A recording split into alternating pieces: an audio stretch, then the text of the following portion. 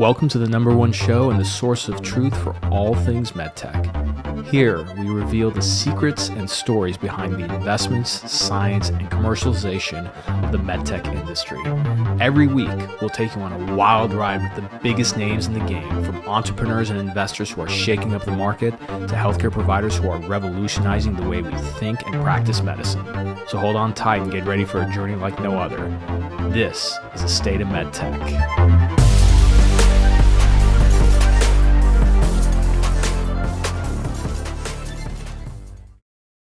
Hey everybody, welcome back to the show. And just as a reminder, if you're a physician, nurse practitioner, or physician's assistant, this episode, along with many others, you will be able to get a free CME credit thanks to our partners over at CMify. All you got to do is look in the show notes below after you listen to the show, click that link, and take 15 seconds just to type in what you learned from the show. You can write anything you want, and then you'll unlock an AMA PRA Category 1 credit. So, who do we have on the show today? Well, we have another leadership episode, and usually these leadership episodes are focused on people who have really made a tremendous impact in the industry, people who are often extremely humble, and so they don't do a lot of talking. They just let their work do the talking for them. But, you know, it pains me because there's such great and amazing stories in our industry, especially entrepreneurs like my good friend and guest who we have on today. So who do we have? Today, we have Daniel Hawkins. And Daniel Hawkins' story is nothing but short of extraordinary, in my opinion. You'll see, starting from his childhood. But who is Daniel Hawkins? Well, let me tell you. And I had to actually sort of pull this together from the internet because, you know, again, and he's not going to like that I said this, but it is true. You know, Daniel's extremely humble. You know, he does not go around trying to pick up accolades or brag about what he's done. But that's okay, because that's why this show exists, because I need people like you in my audience to hear his story, but more importantly, to learn from it. You're going to learn a lot about entrepreneurship, about innovation. And so let me tell you a little bit about him. So Daniel's a man who really carved a path through the healthcare industry with transformative startups and really revolutionary inventions. So let's start with the beginning. His medical device career started in marketing and business development when he took on roles at Advanced Cardiovascular Systems, ACS, which is now part of Abbott Vascular. So he gained a lot of insights and strategies, both from these large and emerging companies he worked at. And essentially, his career spanned across a lot of renowned organizations like Endologics, Restore Medical, and Teromedics, and more. So where, in my opinion, his career really started to gain traction was at Intuitive Surgical. He was early class there, and you know, I have a heuristic or kind of a shortcut, which is if you meet somebody who lasted more than a year at Intuitive, in the early days, it really says something about how good they are at what they do.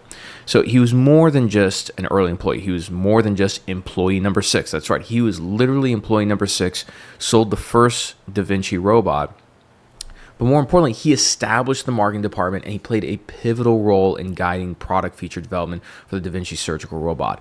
Some of the most iconic photos from the marketing that you see of Intuitive, that was him, including one of the more impressive pieces, in my opinion, which is when you saw the robotic hand positioned in a photograph next to a human hand and wrist, right, to make it seem that it was anatomically intuitive, right? And so his foundational marketing strategies have really been key to Intuitive success, and then it also translated to other successes. So beyond his corporate roles, he has this incredible entrepreneurial story. He co-founded Khateeb Medical, which is now part of Johnson & Johnson, and then co-founded a little company that you might have heard of called Shockwave Medical, which is not so small anymore. It was there that he didn't just lead, but he actually invented. So he developed lithoplasty, balloon catheter technology, which is a revolutionary treatment for calcified cardiovascular disease. And this really cemented, in my opinion, his status as an inventive powerhouse, as he essentially got to about 100 patents under his name. Now, journey did not stop there, right? At the peak of Shockwave Medical, which was just a rocket ship, it still is, he decides to leave and start something again. People thought he was just crazy to do this. It was like, why are you doing this? And so he saw how broken medical sales and medical innovation was, at least like from the medical sales representative side. This is where he and we really hit it off a couple years ago at the LSI Emerging MedTech Summit. And so he started a company called Avail Medsystems. In my opinion, Avail is really the vanguard of a new paradigm and the creator of a very unique approach where it combines hardware and software based network to change how we do medical sales, which is quite groundbreaking. The main focus is to digitize the presence of medical device sales reps and external physician advisors in the procedure room. So essentially, by connecting professionals remotely, Avail, by the name, which is to benefit from, but also to make available, enhances clinical collaborations, expands access to training, mitigates infection risk, and essentially reduces costs by ensuring that you're going to have the very best rep no matter what in every single case. So imagine you as a rep, if you're covering a large state or you're having to drive all over the place, how much more powerful would it be if you can be in all of your cases at any time, right? And more importantly, have more touch points without having to physically be there. That's really what Avail focuses on doing. So if you're a VP of sales, VP of marketing, you're looking to really, shift the paradigm, which, by the way, is a huge statement that I feel like it gets thrown around a lot, but I really do mean this when it comes to Avail. I would recommend to check them out. And we do have a second episode with Daniel. He and I just hit it off all the time. So I told him he has to come back on the show. So in a couple weeks, we have another episode with him that's specifically focused on really an outlook on the medical sales landscape. But this first one is really his leadership story. So with that being said, just kind of some basic background. He's an alumnus of the Stanford Graduate School of Business and the Wharton School of Business at the University of Pennsylvania. And his contributions to the industry have been recognized globally as he was named one of Goldman Sachs' 100 most intriguing entrepreneurs. Not once, not twice, but that's right, 3 times. And I guarantee you he's going to be texting me or calling me after he hears this and says, man, why did you have to say all that stuff? But, Daniel, I say it out of a lot of respect and admiration. And I'm very proud to be friends with you. I'm very proud that you're somebody like you in our industry. And I think more people need to hear your story and really be inspired by it, about what it means to innovate. And I guess as our latest book that we're reading together, Jeff Bezos's Invent and Wander. So with that being said, here's our episode with Daniel Hawkins. Enjoy. What's going on, everybody? Welcome back to the show. I have another great episode with you, and specifically with a guest that, man, I feel like, Daniel, we've been trying to do this for like over a year now, and we just keep, the stars haven't aligned, but like, I don't know, this week Mercury's in retrograde, or whatever astrology needs to happen for this to happen. But like, you're on the show, so everybody, welcome my great guest, the great, the powerful, the legendary Daniel Hawkins. Daniel, I don't know about the great, powerful, and legendary, but thank you. Great to be here. I knew that would bug the hell out of you, but yeah. But I all joking aside, I say that with a profound level of like admiration and respect for somebody who I always enjoy talking to. When we see each other at LSI or industry events, your background in emerging and disruptive technology is just it's so deep. And what drives me nuts is that you're so humble about it that a lot of people, like, I'll mention, like, did you know Daniel Hawkins did XYZ, and they're like, no, I had no idea. And I'm like, this is ridiculous. This is a crime. So before we get into all the fantastic topics that we have today on robotics and technology adoption, and especially medical sales, right? Let's start with the most important question first. What is your backstory? Who is Daniel Hawkins? Where'd you grow up? How did you get into this industry? So circuitous route to a degree, but if you actually look back at the tea leaves, you can draw lines between them all. Son of a doc, primary care. So healthcare was in the house from my very first memories. So was entrepreneurship to a degree, because my dad took the somewhat aggressive stance of hanging a shingle immediately after he finished med school. And that was a tall move at that time. He did it in the rough neighborhoods of North Philadelphia, and the way he did it was he purchased at a real deep discount because the neighborhoods were terrible, three brownstone houses side by side, ripped the walls out, and built a medical center. And it had everything but a bed in it. I mean, it had podiatry and dentistry and ophthalmology and a pharmacy and primary care and chiropractic, and it was all in that same facility. Now, the first place was the first floor of the house I grew up in for the first 5 years or so on the planet. But then he put up that shingle in North Philadelphia, and that was the environment we were in. By the time I was 8 years old, I was making sure that the DPA, or Department of Public Assistance, now Medicare, Medicaid, that the DPA forms had the right codes on it, that they matched the word that was written. So influenza was 47.5, at least it was. And I still remember that because I would have to correct the codes on the forms because those forms needed to go into the government. And that's how Dad got paid for what he did. So it was around the house all the time. I became very, very curious and have always been scientifically minded. So I kind of knew I was headed down that pathway.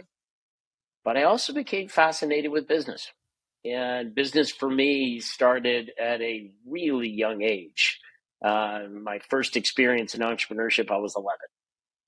And that experience was having the obligation of trimming the holly trees in our backyard. I came to the recognition after hopping into you remember the town and country station wagons with the simulated wood paneling on them? Absolutely. Yes.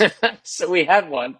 It was blue. I'll never forget it. And my favorite spot was in the back seat, that rumble seat that is now a death seat, and they don't have them anymore. Right. But so my mom piled all of us into a back of one of those station wagons, and we went to the local A&P market. And lo and behold, outside that market, Omar, they were selling holly. I'm Huh. like, wait a minute. That's actually pretty interesting. That same holly I was clipping off the trees in the backyard became the first thing I sold door to door. So I bundled Interesting. them up in a $3 bundle, a $5 bundle, and then for, I think it was $9, might have been $7. I wrapped it around a wire wreath frame and sold that. So I made one each of those and went door to door with a sheet of 8x11 paper with a bunch of lines on it for name, address, what they ordered, how many, and their phone number, and then whether or not I collected the money. And I just went door to door with my brother, took all the orders, and a couple of weeks later we delivered them, and I made over $1,000 that year. And I It's a was lot 11. of it's a lot of money. That's a lot What of that's money. a lot of money. What if you don't want me to ask, what year was this? So I'm mid 50s now, so run back, 50 plus years. Man, Well, sorry, that's 40, a 40 plus years. yeah, so if you adjust for inflation, I'm going to take a wild guess, but that's like a kid making, I don't know, 10, 15,000 bucks these It days. was Like bank. that's a lot of money. That's a lot of Yes, money. it was bank. I did really well. So I got hooked. And then later I ended up, before Costco, there was this place in Philadelphia that was called Cash and Carry, right? So basically it was a warehouse It's a store. hell of a name. And yeah, I know, isn't it? And I went and bought, God, I want to say it was 40 or 50 frisbees. The Hmm. competition world class frisbees or whatever those things are. The ones they use for what's that sport? What's that sport where Ultimate you throw Frisbee. the ultimate? Yes, thank you. So I bought a whole bunch of those and literally I sold them to friends in high school. That's And then that A&P market I was talking about went out of business. And when they were going out of business, we were in the store and they screamed over the loudspeakers, fill a shopping cart for $10. I filled mine with Pop Rocks. You remember those? I absolutely remember those. I used to throw them into my soda for fun. Yes, exactly, exactly. So I filled mine with Pop Rocks, literally spilling over, and then sold those at school for 2 packs for 25 cents, which is a 50% discount. But since it cost me about 2 pennies, I was floating in There profits are and just awesome loved it. margins. Yes, awesome margin. Were So, your childhood entrepreneurial ventures in your career like the best profit margins you ever had? oh yeah, oh yeah, By the way, by far. I gotta make a comment about something that's very interesting. So your first entrepreneurial venture was selling clippings from a holly tree, correct? Yeah. Okay, so and I only know this because I'm a long student of persuasion and hypnotism. Do you know where the holly tree is also very famous historically in California? No idea. Oh, this is gonna blow your mind, man. This is the deep meaning to your story here is it's about to go to another layer. Okay, so Okay. you know Hollywood, right? Yeah. Hollywood, California is the big Hollywood sign. Why Hollywood? What is Hollywood? Uh, It's because back in the day, the mystics used to create wands out of the holly tree to hypnotize people. no. Yep. Look it up. Yep. No. That's why it's Hollywood. That's why they call it Hollywood. So that it's essentially suggesting, I guess, that the whole art of acting in movies and showmanship is a version of mystification. That's exact. But It is. You wow. want let's I see I knew I was like just give it a minute or two and Daniel and I are going to go on some We're gonna find something. yeah, so check it out. Check it out. So, Wow. okay, so what is TV? Television. Yeah. Television. And what do you see on television? You see different channels. What do those channels have? They have programming, right? Yeah. Yeah. Okay. And if you think about it, um, you know, Hollywood, these movies, for better or for worse, have a profound impact on us as human beings, because human beings learn and change our behaviors through mimicry. And so, for example, for better or worse, when I was a kid growing up in the 90s, this is a little bit after, not a little bit, but, we had the Cold War and everything and the Cuban Missile Crisis, all these different things happen, right? So, you know who all the bad guys were in the movies? They're Russians, all of them. Oh, Yeah. 100% they were To the Russian. point where when I was a kid, I think I was like maybe 13, 14 years old. Uh, I met a Russian guy, I think like on a plane or something, and the first thing I thought was bad guy because of his accent, right? Wow. And then in the Wow. 2000s, we had September 11th happening, and I can point this out because I'm Middle Eastern, but a lot of the bad guys in the movies, they're all Arabs, you know. Yep. So for better for worse, like Hollywood, this programming we have is there to in some extent hypnotize and influence us. So yeah, Wow. and you as a kid started your entrepreneurial journey by selling Hollywood, which is amazing. And what Yeah. a great segue I'm. to get into product It's a adoption. great one. so Exactly. so Exactly. let's get to college. Where did you go to college? What did you study, and how did you get into the industry? Yeah. So again, a bit circuitous and strange. I knew I wanted to be in business at that point, and I had considered medical school. My dad, being a physician, managed to cajole a couple of friends, and this is back when you could get folks into operating rooms. I went into one just before undergrad, When back in the and day when you can just waltz in, my dad is actually a yeah, surgeon. I remember those yeah, days. You just show up and like, oh, I'm Doctor So and So's son. Oh yeah, go. Just yeah. grab Come some on scrubs. in, no Just go. problem. Yeah, just walk back there. It's all good. Great. Yeah, Scrubs are like barely fitting you while you walk in. yeah, yeah. It's like a So tent, right? You're wearing a tent, yeah, and I mean, they're not worried about HIPAA and patient privacy and that infection and didn't all the rest of that stuff. exist. It didn't None of exist. It was that. nothing. It was nothing. So, so I got in there, and what was going on the operating table was cool, but what was on the back table was fascinating. For me, I was like, "Oh, that stuff's cool." So I was interested in the gear. I Hmm. was interested in the equipment, the single clip appliers that were the beginnings of what became ultimately the staplers that were used laparoscopically. I was interested in all that stuff and the different shapes of the instruments and everything, and it was arguably a little bit geekish, but nonetheless, it was there. Mm-hmm. So I went to University of Pennsylvania for business, otherwise known as Wharton undergrad, Great place. and my hard target there was to get onto Wall Street. And I thought, that's the pinnacle. Got to get myself to Wall Street. While I was there, I want to say it was halfway through second semester freshman year, I was trying to come to grips with the idea that I was stepping away from healthcare. And it didn't feel good. It wasn't right. I was just uncomfortable with it. So I actually, for a minute, otherwise known as a quarter, tried to conceive of a way to both do pre-med and Wharton undergrad and do it in 5 years. And that didn't go over well with the folks at Wharton, and it didn't go over well with my advisor, and the folks in the med school were like, yeah, forget it.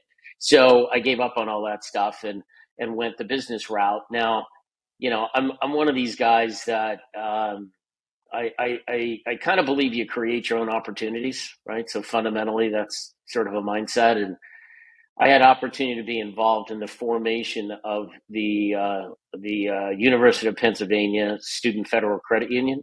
There were a couple of grad students that were starting a credit union, and me as a sophomore, had the responsibility of running investments of all of the students' money. It was $2.1 million. I'll never forget that. Yes. So I was a sophomore, and my job was to invest $2.1 million on behalf of the student body who put their savings, operational savings to get through school and all that for their books and meals and everything else. Parents put money into the Student Federal Credit Union, and my job was to manage that money, $2.1 million. Man, Daniel, now, that sounds glorious. It sounds glorious, but let me back up. Well, hold on. Before we back up, I gotta make a comment here. Like, whether you believe in God or the universe, you had no other path but to become an entrepreneur. I mean, like selling, making $1,000 as a kid, selling door to door. Then you get to manage $2.1 million in college. Like, yes. Sorry, please continue. A little weird. Now, to be fair, that's a glorified version of what it was. It's not like I could invest in derivatives. I literally had to buy government bonds, right? So it's not that hard as long as I can get a broker to help me and whatnot. Now, simultaneously, Omar, here's a real strange thing that happened, and talk about really good gross margins and profit margins. I had a deal with my parents. Okay. And that deal was, we'll send you to any college on the planet that you want to go to, but you got to pay for room, board, and books. That was the deal. Now, why was that the deal? In part because I have a younger sister, an older sister, and an older brother. And all four of us, yes, all four, were at University of Pennsylvania at the same time. So it was freshman, sophomore, junior, and senior, all at the University of Pennsylvania, and all without scholarship. So my parents were like, okay, there's only one way this goes, right? You're going to have to help out. And by the way, we were the first family to have that happen ever in the history of University of Pennsylvania, when we were there. So I had to figure out a way to do it. I'm studying in Steinberg Dietrich Hall for an accounting exam the following Monday. Yes, I was that nerd who was doing that on a Saturday evening instead of going out to the frat party. That's what it takes, man. And this guy, exactly, and this guy comes in with an accounting book, plops down next to me, and throws a ring of keys on the table that is between us. And he's got the same accounting book, and he's in my class, and I sort of recognize him, but not really. I was taking a later stage accounting class. He was a junior, and I was a sophomore. And I looked down, and the key ring has 8 bike keys on it. And I said to him, I guess you got to ride 8 bikes sometime. And he said, oh, no, there's only one bike. The 7 are soda machines. I closed my accounting book, and I started talking to him. So one thing leads to another, and I end up agreeing to purchase his soda business for $2,000, and I didn't have $2,000. So I had $500, and I found a partner who I was interviewing to help me deploy $2.1 million from the student credit union that I told you about. And on his resume, he was a grad student, believe it or not. So here I am, a sophomore, talking to a first year grad student to build his resume by being on the investment committee for the Student Federal Credit Union. And on his resume was a little note describing how he managed a soda business at Haverford College. And I said, this is insane. His name's Mark Jeffroy. I said, can't Mark, make that up. You can't make it up. You cannot make it up. And I said, Mark, I'm going to talk to you about this credit union thing, and sure, you can join me. The reality is we just need to buy a couple of bonds. It's not a big deal. But I want to talk to you about this. And I told him about the whole thing. So we went in 50-50. We spent $1,000 up front, and we wrote a one-page contract where we had to pay the next 1,000 over the following 2 quarters. We had to give 25% of the profit of the following quarter that or the first quarter that we owned the business, and then it was ours free and clear. So what we ended up doing was taking those 7 soda machines. We got dollar bill changers given to us by Philadelphia Coca-Cola Bottling. The machines are actually owned by Philadelphia Coca-Cola Bottling, and they would just sell us soda to put in them. And as long as we maintained a certain volume of soda, they would repair the machines. They would replace them if they needed to be replaced. They gave us free dollar bill changers, the whole thing. We took it from 7 machines to 14 machines. We added natural juices and dollar bill changers on all of it. And the business went from $4,800 in sales to $41,000 in sales on an annual basis. And I found myself 2 times a week meeting a huge truck at 39th and Spruce in Philadelphia, unloading what was 30 cases of soda, and it finished up to being 190 cases of soda lining down the sidewalk.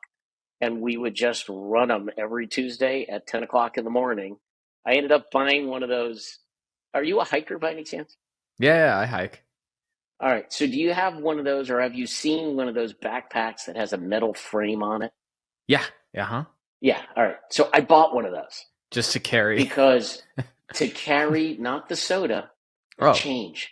Oh, that's right. The change. It's a lot of change for 14 machines. It's a lot of change, and it weighs a lot. Yeah, people. So I would put that. There's a reason why. There's a reason why there in some movies you put like a couple of rolls of quarters in a sock and beat somebody with it. Like it weighs a lot, actually. There you go. It weighs a lot. Don't ask me how I know that. Yeah, I don't want to know. I really don't want to know. There's some stories we should not go down into on this show. Probably not. I will tell you though, a roll of nickels serves as a really nice fist bar. If you put it in the middle of your fingers and you hold on to it. Yes. Yeah, I feel like don't ask me how I know that. No, kids these days will never appreciate that. But back in the day, at some point, you collect, money as a kid and everything, and you're like, oh, I should get these little paper things from the bank to roll it up. At some point, as a young boy, you hold it, you're like, man, I could really knock somebody out with this. You could knock somebody clean out. Yeah. Doing that. So I used to wear the backpack, and I would just empty the quarters in the back and keep on going to the next machine. And when I got it all full, I would slowly, because it was really heavy, I'd slowly walk my way to the local bank where we had an account, and I'd take the backpack off, hoist it up on the counter, and walk out. And then they'd send me a note later that day of how much money I got. They'd count it for me, and it would just go into my bank account. So that's how I paid for room, board, and books for the balance of my college education. And while I was doing that credit union thing, I ended up getting involved in venture capital through it. Sounds a little weird, but I ended up getting involved in venture capital because I went to an investment bank. There was only one investment bank in Philadelphia at the time. It was called Butcher and Singer. And I went to Butcher and Singer, and I found my way to the government bond desk. And I got on the phone with somebody and talked to them about it. And they said, well, look, it's pretty simple. You're only allowed to buy bonds. Here's the pricing. You can fluctuate one day to the next, but it's truly not that complicated. I'm like, oh, all right. So there goes my sort of fancy version of managing $2 million. I bought the bonds, and then I said, well, I'd love to find a way to work somehow in the small company investment side. Omar, I didn't know what venture capital was. I had absolutely no idea. So this woman introduced me to some people, and long story short, I told them I'll work for free. I just want to learn. So every Tuesday after I finished my soda machine stuff, I went to Butcher and Singer.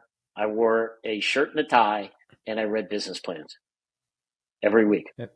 for my sophomore year and my senior year. And that taught me how to look at businesses. I got to sit in the partners meetings. They had me in pitch meetings. I actually met Craig McCaw during all of that because he was pitching McCall's Cellular. Do you remember that? I do. You I remember was. McCall's Cellular? Yeah. It was taking me a second, but I was like, wait, I know that name. Yeah. Yeah, Yeah. yeah. So for those not familiar, that is now AT&T Wireless. Yeah. They acquired it. This is so. I got to make a note of something because I have a lot of like young professionals and reps listening. This is, I think, one of the career hacks that nobody uses, which is if you want to like level up, right? I always tell people like in your career, you're either learning, you're earning, and at the first part of your career, focus on learning. Like if it's $100,000 job and a $50,000 job, but the $50,000 job gives you access to more responsibility, take the $50,000 job. All day. Yeah, all day. And this idea of reaching out to people, because there's all kinds of things that people don't want to do, they need help with. And it's like, hey, I'll do it for free. I just want to learn. And I'll give a shout out to one specific guy who took this obviously to literally to above and beyond, Henry Peck. So Henry Peck, it might have been longer. No, it's like 3 or 4 years ago, was an engineer at Johnson & Johnson, just graduated from college, reached out to me on LinkedIn, wanted to get into marketing, wanted to learn. And so I gave him some specific books to read, a few courses. He just blazed through it within a month or two, came back for more. And, we've developed a great relationship. But that guy just went above and beyond in his marketing career, mainly because he was like, I just want to learn. And I think that when you reach out to people, and it's very easy. I think a lot of people will say, hey, I want to learn, I want to teach, or I want to learn from you. Not a lot of people say, hey, I'll do free work. I'll work for free. I'll do whatever you want in exchange. I just want to be paid with knowledge. Yeah, exactly. Key to life. Sorry, please continue. That's what I did. No, that's exactly what I did. It worked great. So then I got introduced to this concept of venture capital. And I of course then knew. And how old were you at this time? So it was second semester sophomore year. So however old everything is. We've covered is before the age of 21. I'm not even 20 yet. Yeah. So 20, just for context, your skill stack or your talent stack is insane because you have sales, entrepreneurship, investing, all the things that come along with starting and running a business before you're even 20 years old. And this is like baseline for you. Did you really need to go to Penn at that point? I was hacking it all of it. So, I'm going through the recruiting process and all of that. And basically my class, I was class 89, we dumped out into Wall Street and consulting, right? But there were 4 private equity jobs, and I applied to all of them. And I was not selected for one, and I was selected for the other 3. And one of those 3 was a group called Chemical Venture Partners. That went on to become Chase Capital Partners. That went on to become JP Morgan Partners. And that group. So some of the original folks are still there that I worked with, a million years ago. But I ended up in venture capital and leverage buyouts and had a bias towards healthcare deals, and found myself at 21 or 22 on a board of directors in a meeting and recognizing that something was wrong. And I was able to spot something and help fix a company and all that. And then I thought, you know what? I just don't like this life. It's not what I want. I want to be on the other side of the table. I've got this entrepreneurial itch. I want to create market makers. I want to disrupt markets. I want to innovate, and I'm not getting enough healthcare. So I'm going to go back to school. So I applied to the top two schools and figured if I don't get into one, I'm not going to go until I do. And I was fortunate enough to get into one and move out to the West Coast. And after business school, got into medtech. So that's the long version of how it all happened. What was the first medtech company you started at? It was Advanced Cardiovascular Systems, the Ah, division of Eli Lilly, yeah. the coronary division of Eli Lilly. And for those not familiar, that is now Abbott Vascular by way of guidance, by way of acquisition by Boston Scientific and divestiture of the vascular business to Abbott.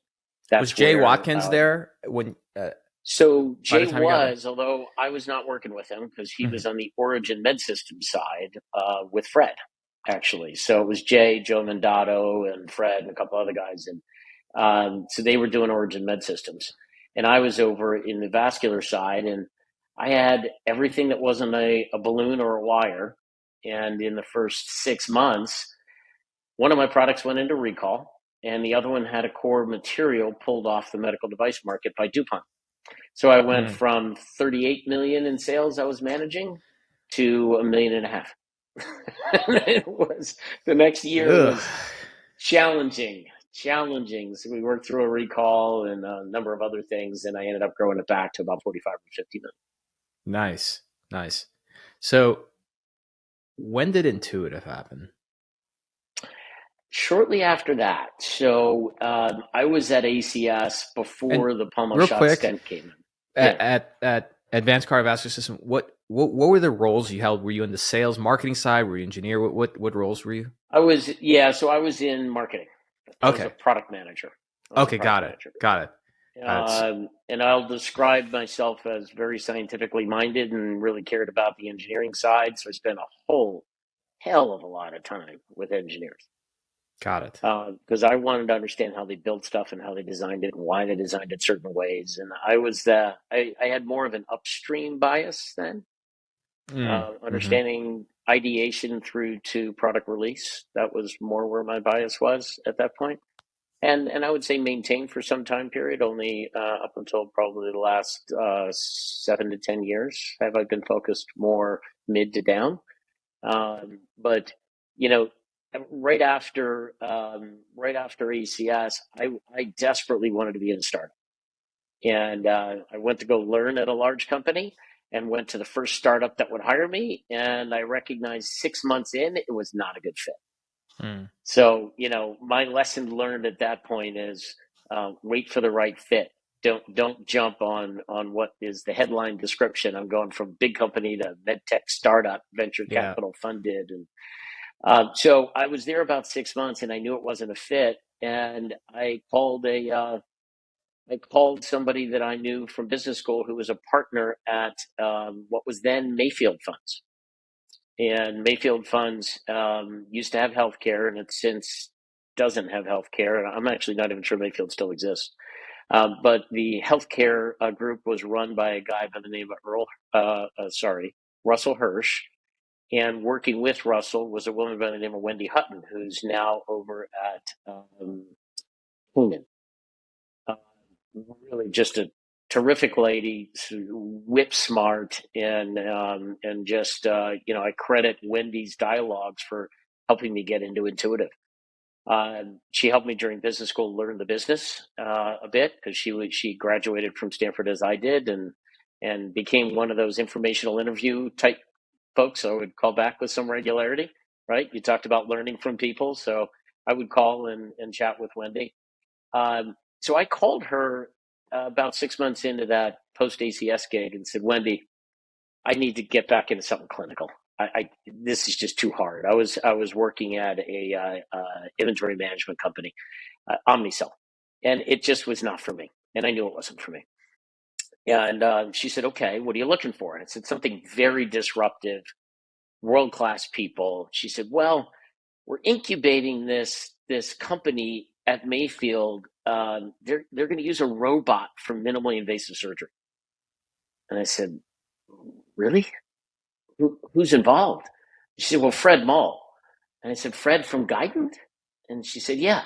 I said, introduce me. I got to talk to this guy. Now, put it into perspective. This is 1995. So this is Okay. so this is like straight out of SRI, very early It days. was still in SRI. Oh, is it still in SRI? Okay. Yes. Got it. And internet didn't really exist, right? So what I did was called Fred, and I called him, and I called him, and I called him, and then I called him some more, and he kept ignoring me, and I called him some more, and eventually I badgered my way into a conversation with him. We ended up chatting a bit. He had me over to SRI. That's why I know that it was still in SRI. So I went over to go see this thing, and when I saw it, I walked into a room, Omar, that had 3 towers of computers, all in these racks that were on wheels. 3 engineers, one each in front of all of them, banging away on keyboards.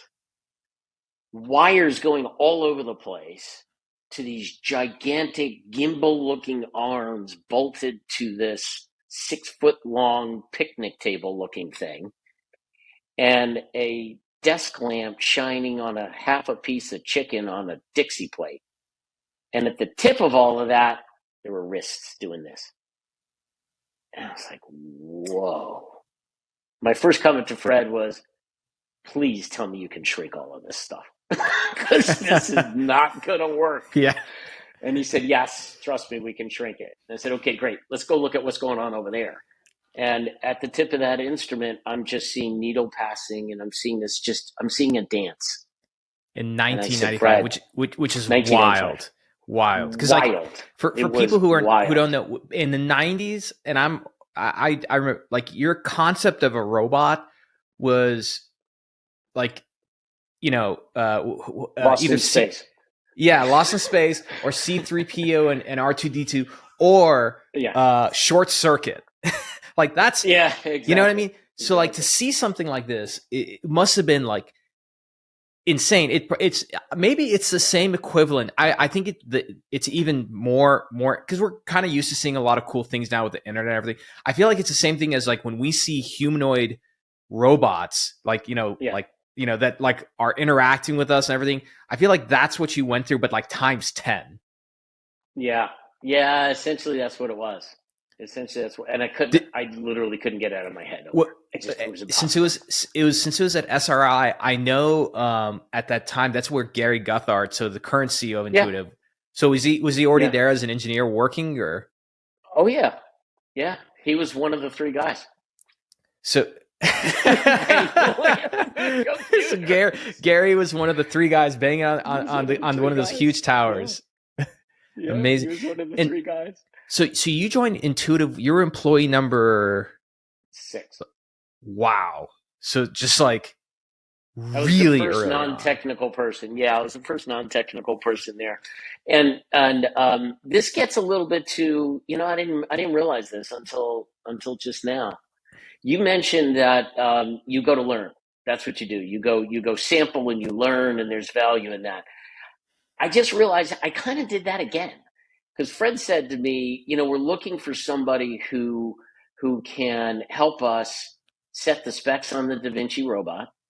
It was called the system at the time. They didn't really have a name for it. I ended up naming it, but and then somebody who can help us figure out first markets to go into. And I'm thinking, this is probably the greatest job I could ever be greedy enough to hope for.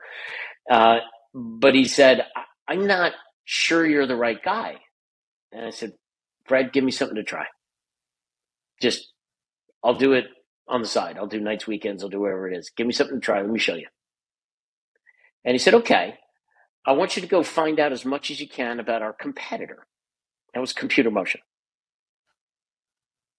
And he said, look, I'll give you a 2-month contract to figure out what that is. So I was like a consultant thing or whatever. And it was on my own time. And so I was at a conference for work. I was working at Omnicell at the time. So we were at the AORN, and Computer Motion was there. And they had their little scope holder. It was called ESOP.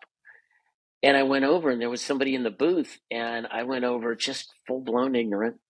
Can you tell me about this thing? Oh, it holds a scope. Cool. Can it hold instruments? And the guy just went on to tell me absolutely everything they're doing.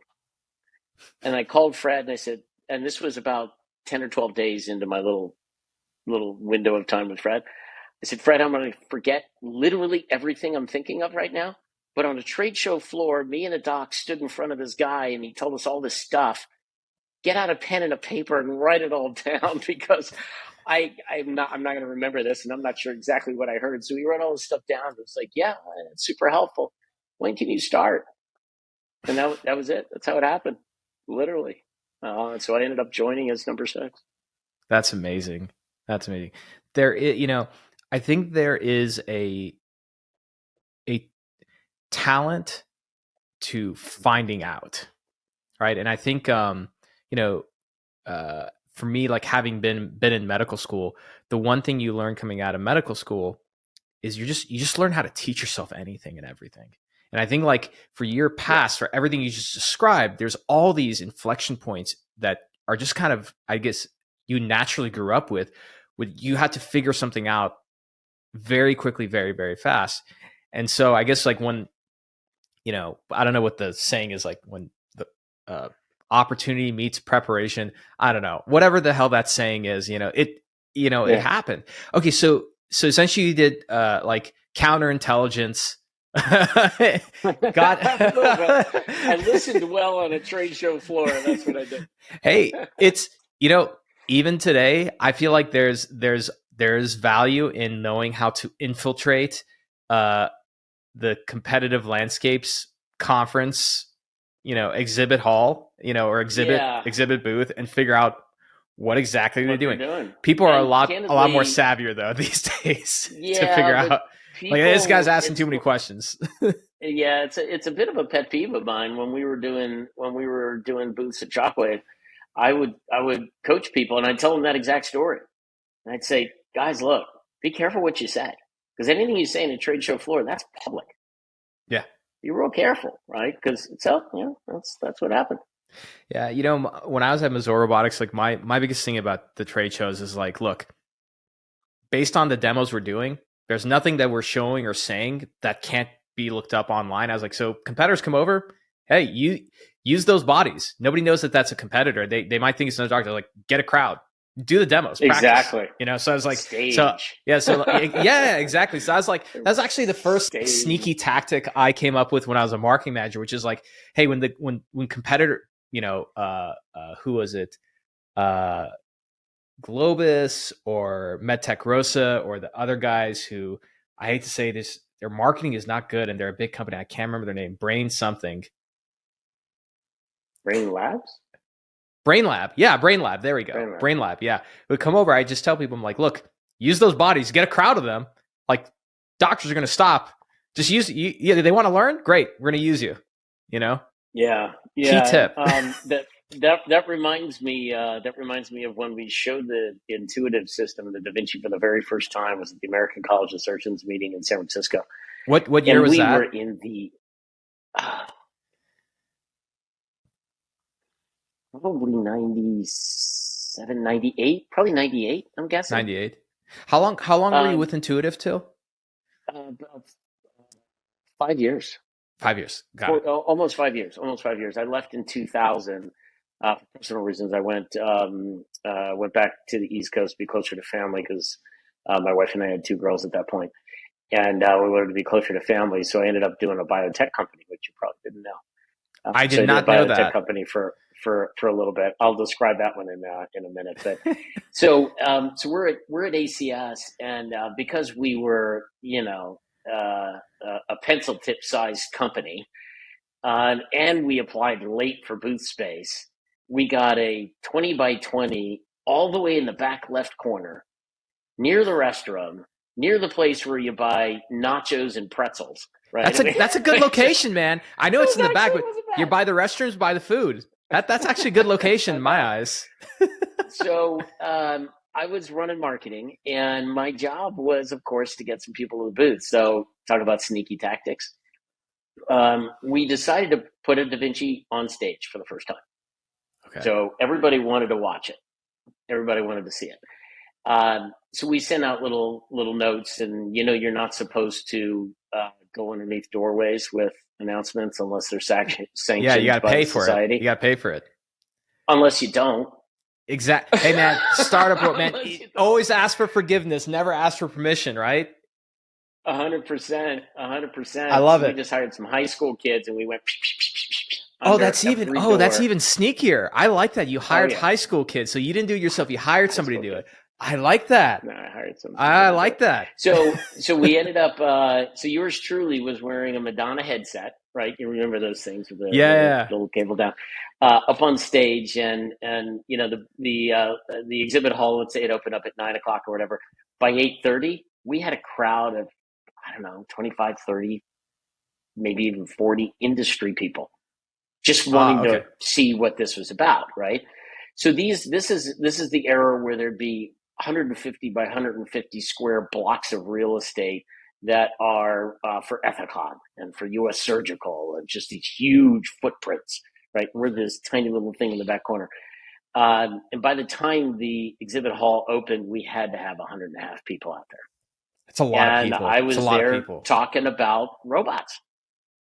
First time we showed it, and I was up on stage and talking about robots, and I'll never forget. I told everybody to ignore what they're seeing and instead focus on the principles of surgery and triangulation. And all we did was shrink it and make your hand small enough to put through a port.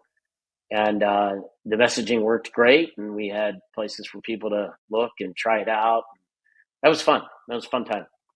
How important do you think that is when it comes to persuasion and technology adoption, which is to put things into context in terms of like the principles of how things are done and how do you translate that to, let's say, the future? Uh, the product is, some people say the product is everything. If it's everything, then the icing and cherry on top is the message. You got to have it. If you can crystallize the complicated and make it relatable to the simple, you've completely changed your adoption profile, I right? just So completely agree. the way I described this was, let's get back to the fundamental principles of surgery and triangulation. Your head's in the middle, your hands are on the sides for a reason. We set you up that way. Your head is the camera, your hands are these instruments. And that wrist you like to use, every other booth in this exhibit hall is such that that wrist has a cast on it. We Right. broke the cast, and we put your Mm. hands all the way inside, and we let you operate with your fingertips and all the dexterity. And the reason why it's called intuitive is because it's exactly that. I challenge you to put your hands on it, and you'll find out. And Man, that was it. It just I got to deconstruct real quick the persuasion that you just laid out because this audience loves, I feel like one of my biggest hang up in our industry is that, especially in the startup world, I always hear like some CEOs or executives like, "Oh, we're in the business of behavior change," but they don't really understand what that means. So, first principle of persuasion you mentioned is like simplifying things, so it's actually relatable, right? So you can actually understand it. The other side, which people make the mistake of, is not persuasion based, which is using analogies. Analogies are powerful so people oh my understand, god, yeah, right? yes, And the yes. one last thing I have to point out, because again, I love persuasion, is that one of the most powerful ways to persuade is to use visuals. But if you don't have visuals to use to make something easy to imagine, right? So you mentioned Mm-hmm. like using your wrist, you have a cast on and everything, you break the cast, like very vivid imagery, right? And I completely agree. Again, you can have the best technology in the world, but if you are not if your vehicle for persuasion is crap, no one's going to adopt it because they just No, they're not going to see it. they cannot see it. They That's can't see it. exactly right. If they They cannot see can't it, see they're it. not going to change. You know, Yes, that's exactly exactly. correct. Exactly. So, I'm a really strong believer in analogies, and my team, actually, sometimes I can feel them rolling their eyes like, okay, here comes another one. But Yeah, but you know what? But use it analogies the right works. way. Yeah, it works. Use analogies the right way. You can't use an analogy. People use analogies all the time to try and persuade, oh, we can't do it this way because it's like, I don't know, driving a car backwards. We think that works. It really doesn't. But analogies are perfect when it comes to simplifying and making something understandable. And in that process, it Yeah. ends up being persuading.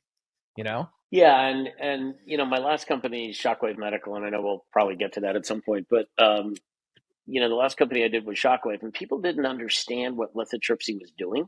Mm-hmm. And to the point of analogies, I described if you take a water balloon and you put it on the table, and you put your left hand, your left palm on that water balloon, and in your right hand you have a pencil and you tap the right side of the balloon, you feel it in your left hand, right? You do feel Mm. that.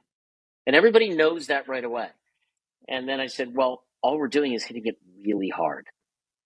We're hitting it at 70 atmospheres, not a tenth of an atmosphere like you did with your pencil. We're pounding it, and we're doing it faster than the speed of light, of sound, sorry. And those analogy, that kind of a thing helps people understand how that pressure wave can move.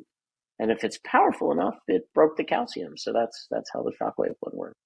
I'm a real strong believer in analogies, so it's good to hear somebody else's. Did your father use analogies a lot when you were growing up? No. No, it's just To be you. honest, he didn't. No. My dad No. my dad uses analogies with me all the time, and sometimes I'm like, Dad, I get it. Like he's like, no, it's like, and I'm like, all right, just let him get it out of his system. Yeah, he's gotta get that out. So, No, but I mean before you get to I'm more of Shockwave, what the hell is yeah. this? You started a biotech company? Oh no, I didn't start it. I didn't start Okay, it. I was asked to join okay, a biotech company in Bethesda, uh-huh. and there was two entrepreneurs got together to try to use bioinformatics to mine the genome for um, signals that could be uh, elucidated from blood samples, signals for complications associated with chronic diseases. So you should be thinking retinopathy signals for patients with diabetes. So is a certain protein, certain allele expressing that would suggest that a patient is predisposed more than someone else to retinopathy, by way of example? Well, those two entrepreneurs were Alex Tatamrov, who's the founder of Informax, and then Lee Hood, who is the founder of Amgen and the inventor of the human genome sequencing machine. So they had some funding from a venture capital firm over in Maryland or in Virginia, and I knew one of the partners. So that partner actually called me when I was still at Intuitive and offered me the number two spot. So that became the catalyst for us to move over there. The unfortunate part was what we were planning on doing Mm. essentially was 23andMe, but a deep clinical version of it. So I have diabetes. Am I predisposed towards retinopathy? Am I predisposed towards peripheral, nerve issues? And we ran out of funding right around, I'll say we were funding right around 9/11, and there was no funding to be had. So I had to shut that one down. And in a world of learning from experiences, I forced myself to be the one who shut the lights off, closed the door, and dropped the keys into the leasing agent's open hand because Mm. I never wanted to feel that again. Why'd you do that? I'm a believer in internal imagery, so Mm. my self talk. I just want to know what that was like Mm. because that's a crisp feeling when you got to do that. And then you're carrying your banker's box worth of stuff that was on your desk and you're going back to your car and you know that's the last time you're going to that building. It's a big deal. That's a big deal. It gets right into your head, and if ever you needed motivation to push yourself a little harder, just go back to that moment. So that Mm. I wanted that fuel, and that fuel is actually what I later used at during the early moments at Shockwave to push through. And there was some moments that everybody looks at that and says, "Oh wow, it's great, it's a super success," and all the rest of that. Yeah, sure, it is. The early days, nah. There's a backstory. There is a Yeah, backstory on that one. and it's interesting you mentioned this.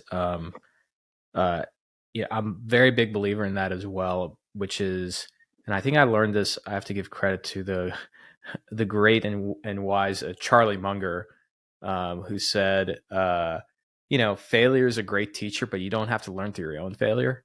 learn through others. That's right. And so kind of That's right.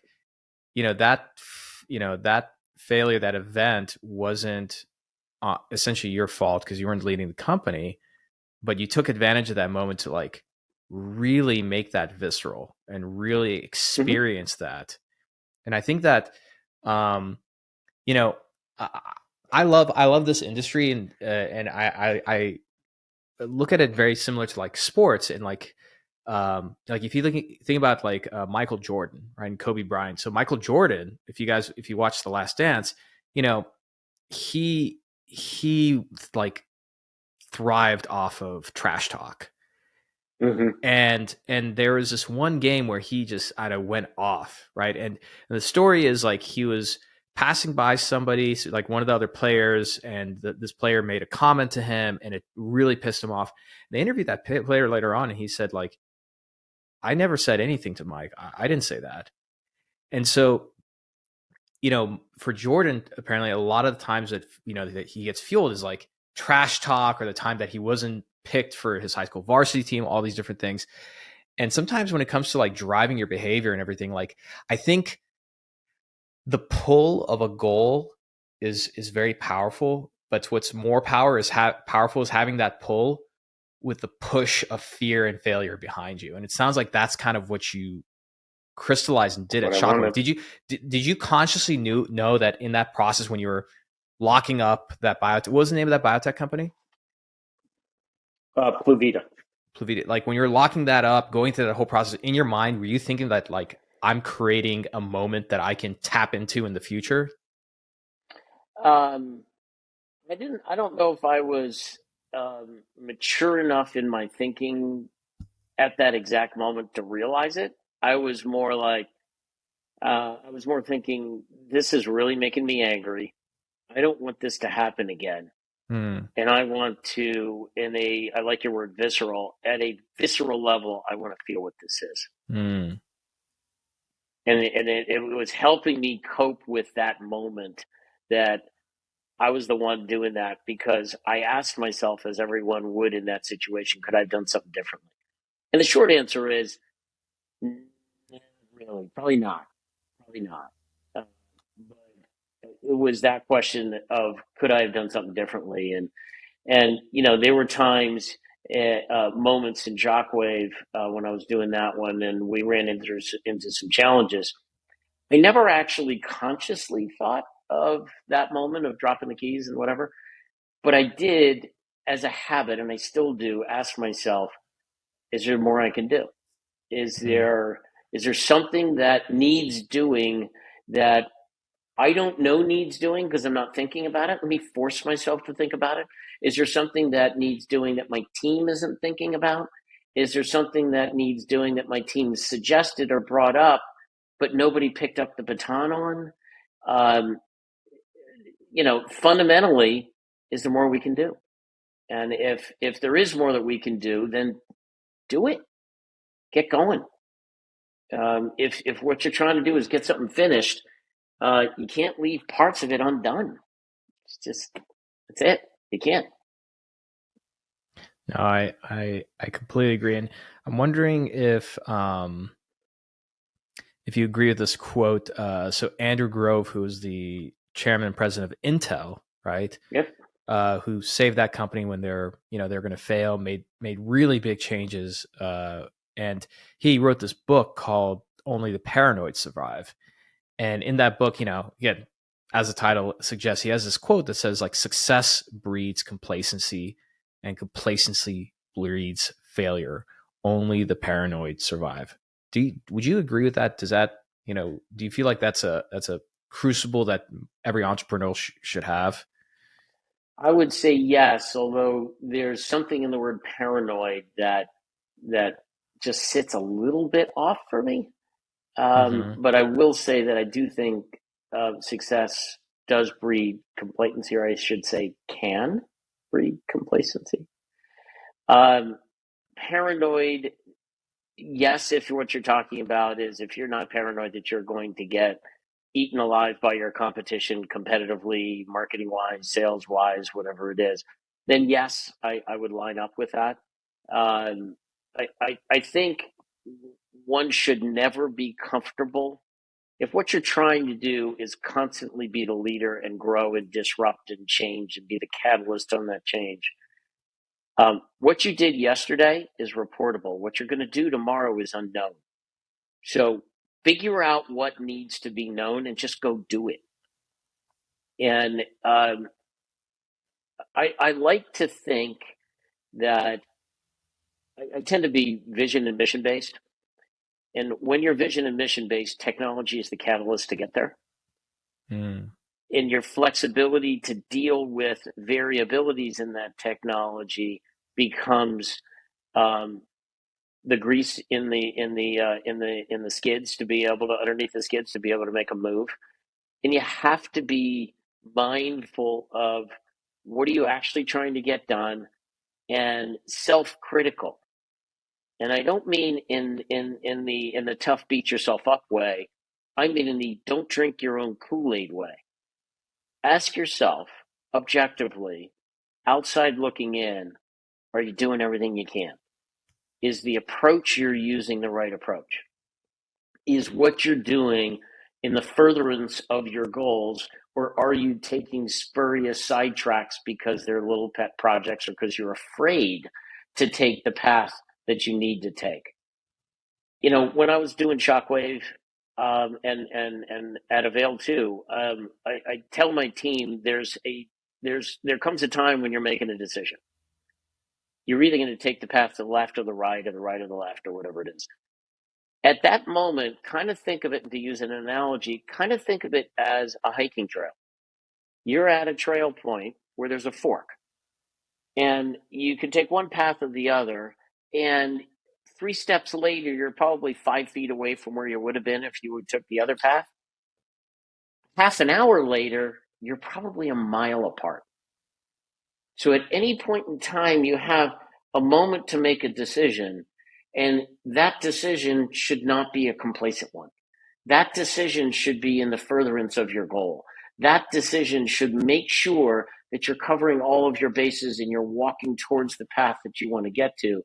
And if you make the wrong decision, man up, woman up, man up, person up, jump over to the other side and get on the right damn path, because that's where you actually need to end up being. One of the things I also did, I did at Shockwave, I did at Avail in a slightly different format. I asked my engineers, small group of engineers, super inventive guys and gals, here's our patent portfolio. Here's what we're doing. Take off your Shockwave hat for a moment, put on the stealth startup hat, and break these patents. Break them. Shatter them. Come up with another way of doing it. Force yourself to think out of the box. Come up with some other way of creating the same mechanism of action or the same end effect with a different mechanism of action. Do something to disrupt what we've already created. And then we patent it all. Right? And in doing that, we never stayed complacent. Now, you can call that paranoia, and I would say Grove probably would call that paranoia. You know, I look at that as optimization. I look at that as making sure we're doing what we should be doing, because what we discovered is in some of that process, Omar, we uncovered things that we actually deployed in the product. We didn't just patent and put on the shelf. We realized, oh, wait a minute. If we did that, then this would happen. And if we did that, that gets us closer to the perfect Nirvana product. We should do that now. That is the jump from one path to the next. Move over, because you're able to incrementally hopscotch your way to the optimal embodiment of what you're trying to do. That makes sense. That makes a lot of sense. You know, before we cover Shockwave and we'll get to Avail, I'm wondering, you know, and I'm going to ask you this again because I feel like there's different phases of your career that you've had this, but during your time at Intuitive and then this later company, what was something that a colleague, a mentor, somebody close to you told you that was really painful, that hurt you? But it made you, but it made you better. That changed you. I know exactly what it was. I know who it was. I know when Oh, it was said. oh man, Um, take us back to that moment.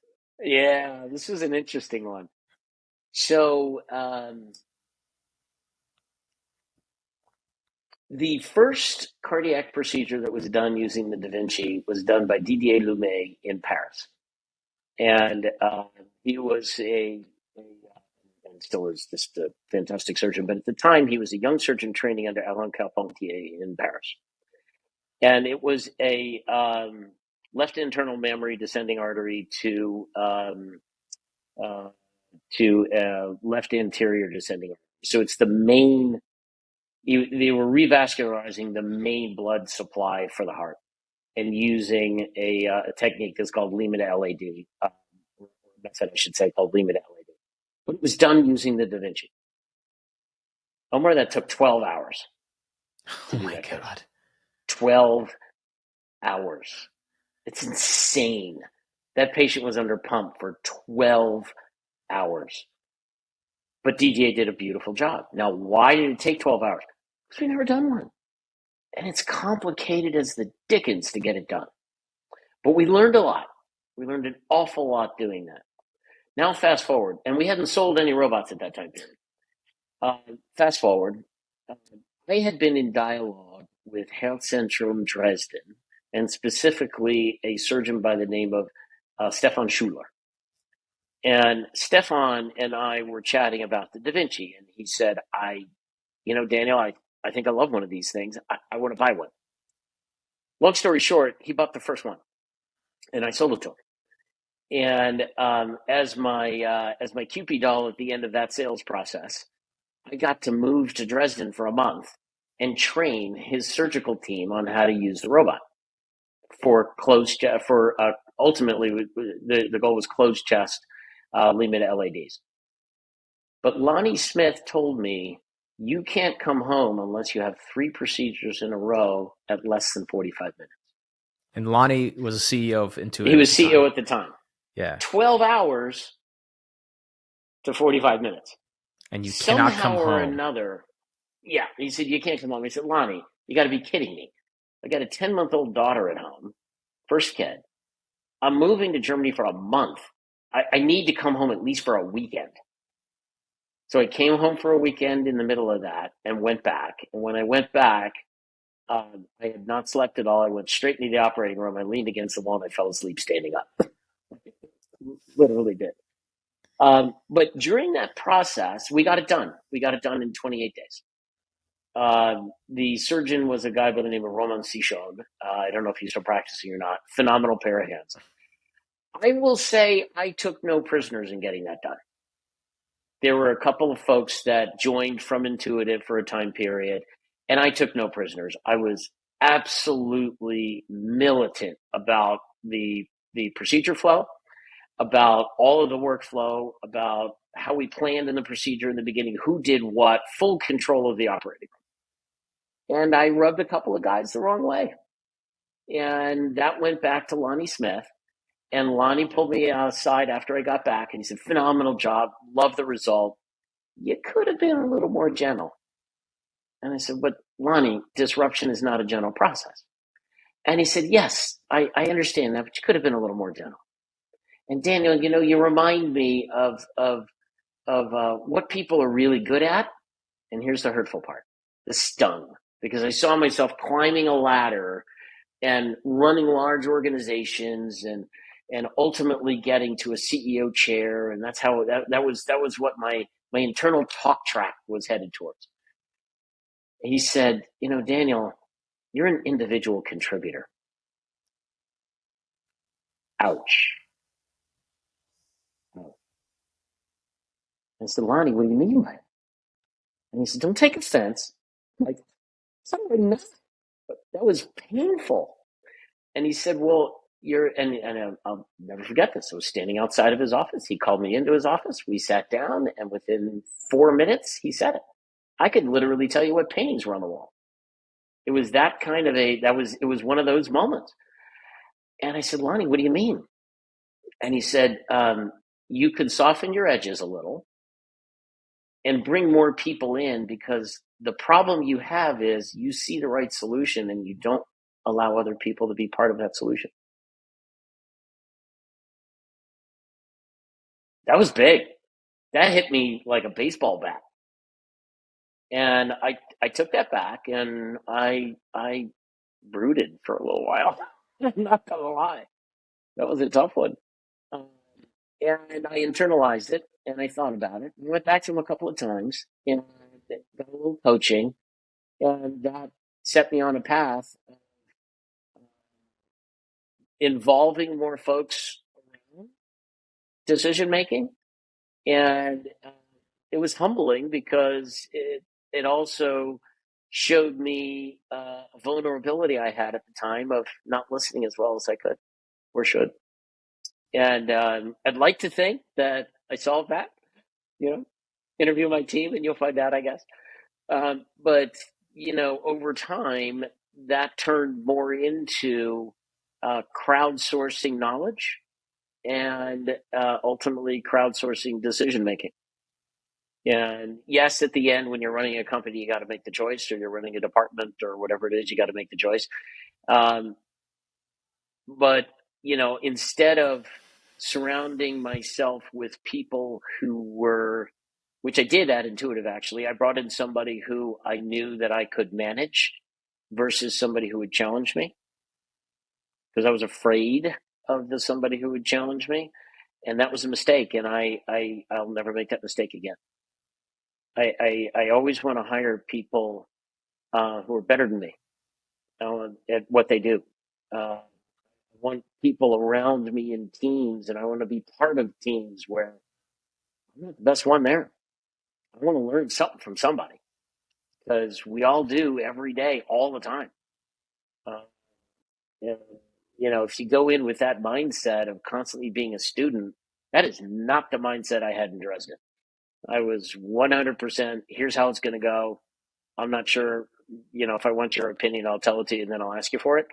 That was my mindset back then, right? It was very aggressive. And I had that mindset because I wanted to go home. So I just got overly pushy. And that set me on a different path. And you know what? I don't know if Lonnie will listen, but thank you. It was a big deal. That was a big deal. So if you hear those things, work with them right. Chances are, whoever said something to you, if they're otherwise established in their own career, they're probably onto something. Yeah, that's a great story. That's phenomenal. I'm just kind of like soaking it in right now, but yeah, and kind of similar to that, to your locking up the biotech story, but that sounds like it was very visceral and painful. Like that was painful. That was painful. That was a self-awareness deal. Spent like how old were you at the time when you got that kind of news?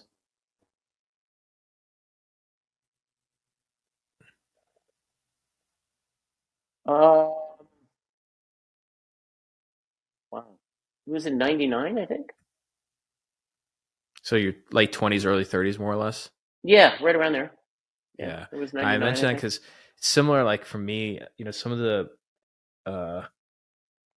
best learning moments I had, and funny enough, via intuitive, ex-intuitive people.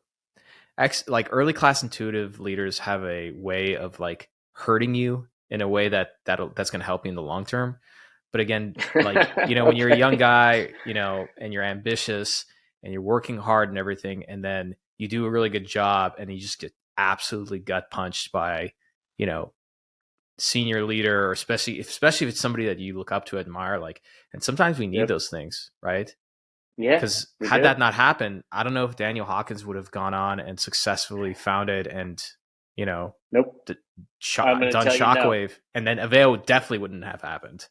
Yeah, I'm going to tell you no, and that's why I say, Lonnie, if you're out there listening, thanks, buddy. Absolutely. The other thing that I'll say was a great piece of learning. It wasn't so much a hard thing that somebody said to me or whatever, but a great piece of learning is just think about it for a moment. Did I have any business, having never, aside from the one procedure I saw before college, having literally never been in any type of surgical procedure up to that moment. My clinical experience was angioplasty, so a groin stick and imagery. I know a damn thing about anatomy. What business did I have being the first non-technical hire at Intuitive Surgical, a robot company for surgery? I wasn't an engineer. I didn't know anything about robots. I didn't know anything about surgery. What in the hell was I doing in that spot? And how in the hell did I end up there? And what made me think I'd be able to do that? And you know what my learning through all of that was? And you know, I try to help young engineers mostly, but younger folks see what I saw at that moment. I was then a believer, and I'm very much a believer now, that you make your own luck. If you want to be in a situation, how dare somebody tell you can't? Good luck with that, right? So if you really want something and you believe, and this is as I get older, I start thinking philosophically about education. I worry a little bit about education that is book smart and not what I call street smart. You described in med school having to just figure stuff out. I am a poster child for figure stuff out. And I realized that's why I ended up in that spot, because Fred saw that I'm somebody who figures stuff out. And I had I'm going to just call it arrogance to believe that I was the right guy for that job, because I figured robots, I'll figure out what I need to know. Surgery, I'll figure out what I need to know. Anatomy, yeah, I'll figure it out. So what did I end up doing to learn surgery? I went into as many surgeries as surgeons would allow me to go into. And I learned cardiac surgery by asking folks to teach me and saying, I literally know nothing about this procedure. Can you please walk me through like I am a resident? And they did. Bingo. They walked me through every bit of it. Why did you make that decision? Why is your angle that way? Why are you holding the tissue that way? Why? And I just internalized it all. And that's, again, like, so many pearls. And again, like, I think this is why we became good friends and we get along, so as that we have very much an alignment on our philosophy of career and life. But like, for the younger reps, everybody knows to go into a surgery or go talk to a surgeon and say, hey, I'm here to learn. But very few know. I look at life almost like you have like magic, like kind of codes, right? That if you use the right code at the right moment, it'll unlock something and you'll move to another level. And one of those codes, in my opinion, is, let's say you start as a sales rep and you want to get really good. So obviously everybody knows, get really good at the clinical procedure. Very few people know the magic phrase of teach me like a resident. Because that's very different. That's very different than, that's very different than can you teach me the procedure? When you tell a surgeon, teach me like a resident, there's an unspoken underlying meaning to that says, I want you to mop the floor with me, and I'm giving you full permission to do that. It's almost like at that point, you become like you're on the inside. You succumb to the process. Exactly. That's exactly it. I love that. And, I ask permission to ask dumb questions. Mm-hmm. And then after a while, the questions aren't so dumb. And then they look at me and go, did you do any clinical training? No, I just asked a shitload of dumb questions before today. That's what I did.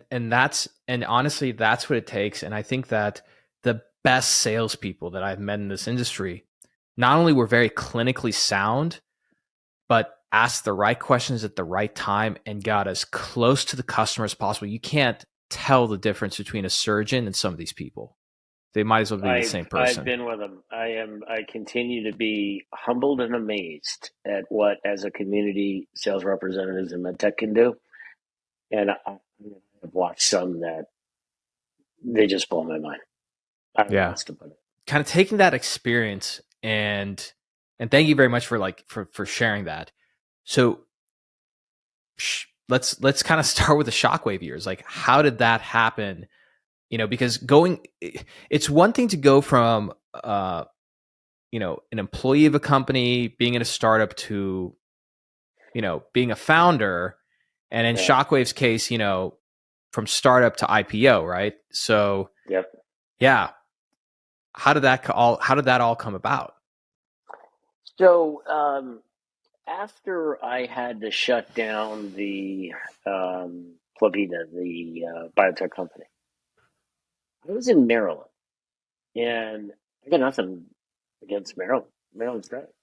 There's no med tech in Maryland, and startup med tech is where I wanted to be, and startup med tech is in California, Minnesota, and Boston predominantly, and that's probably 70-20-10, something along those lines. And biotech has a different ratio, but maybe it's 60-30-10 or some such thing.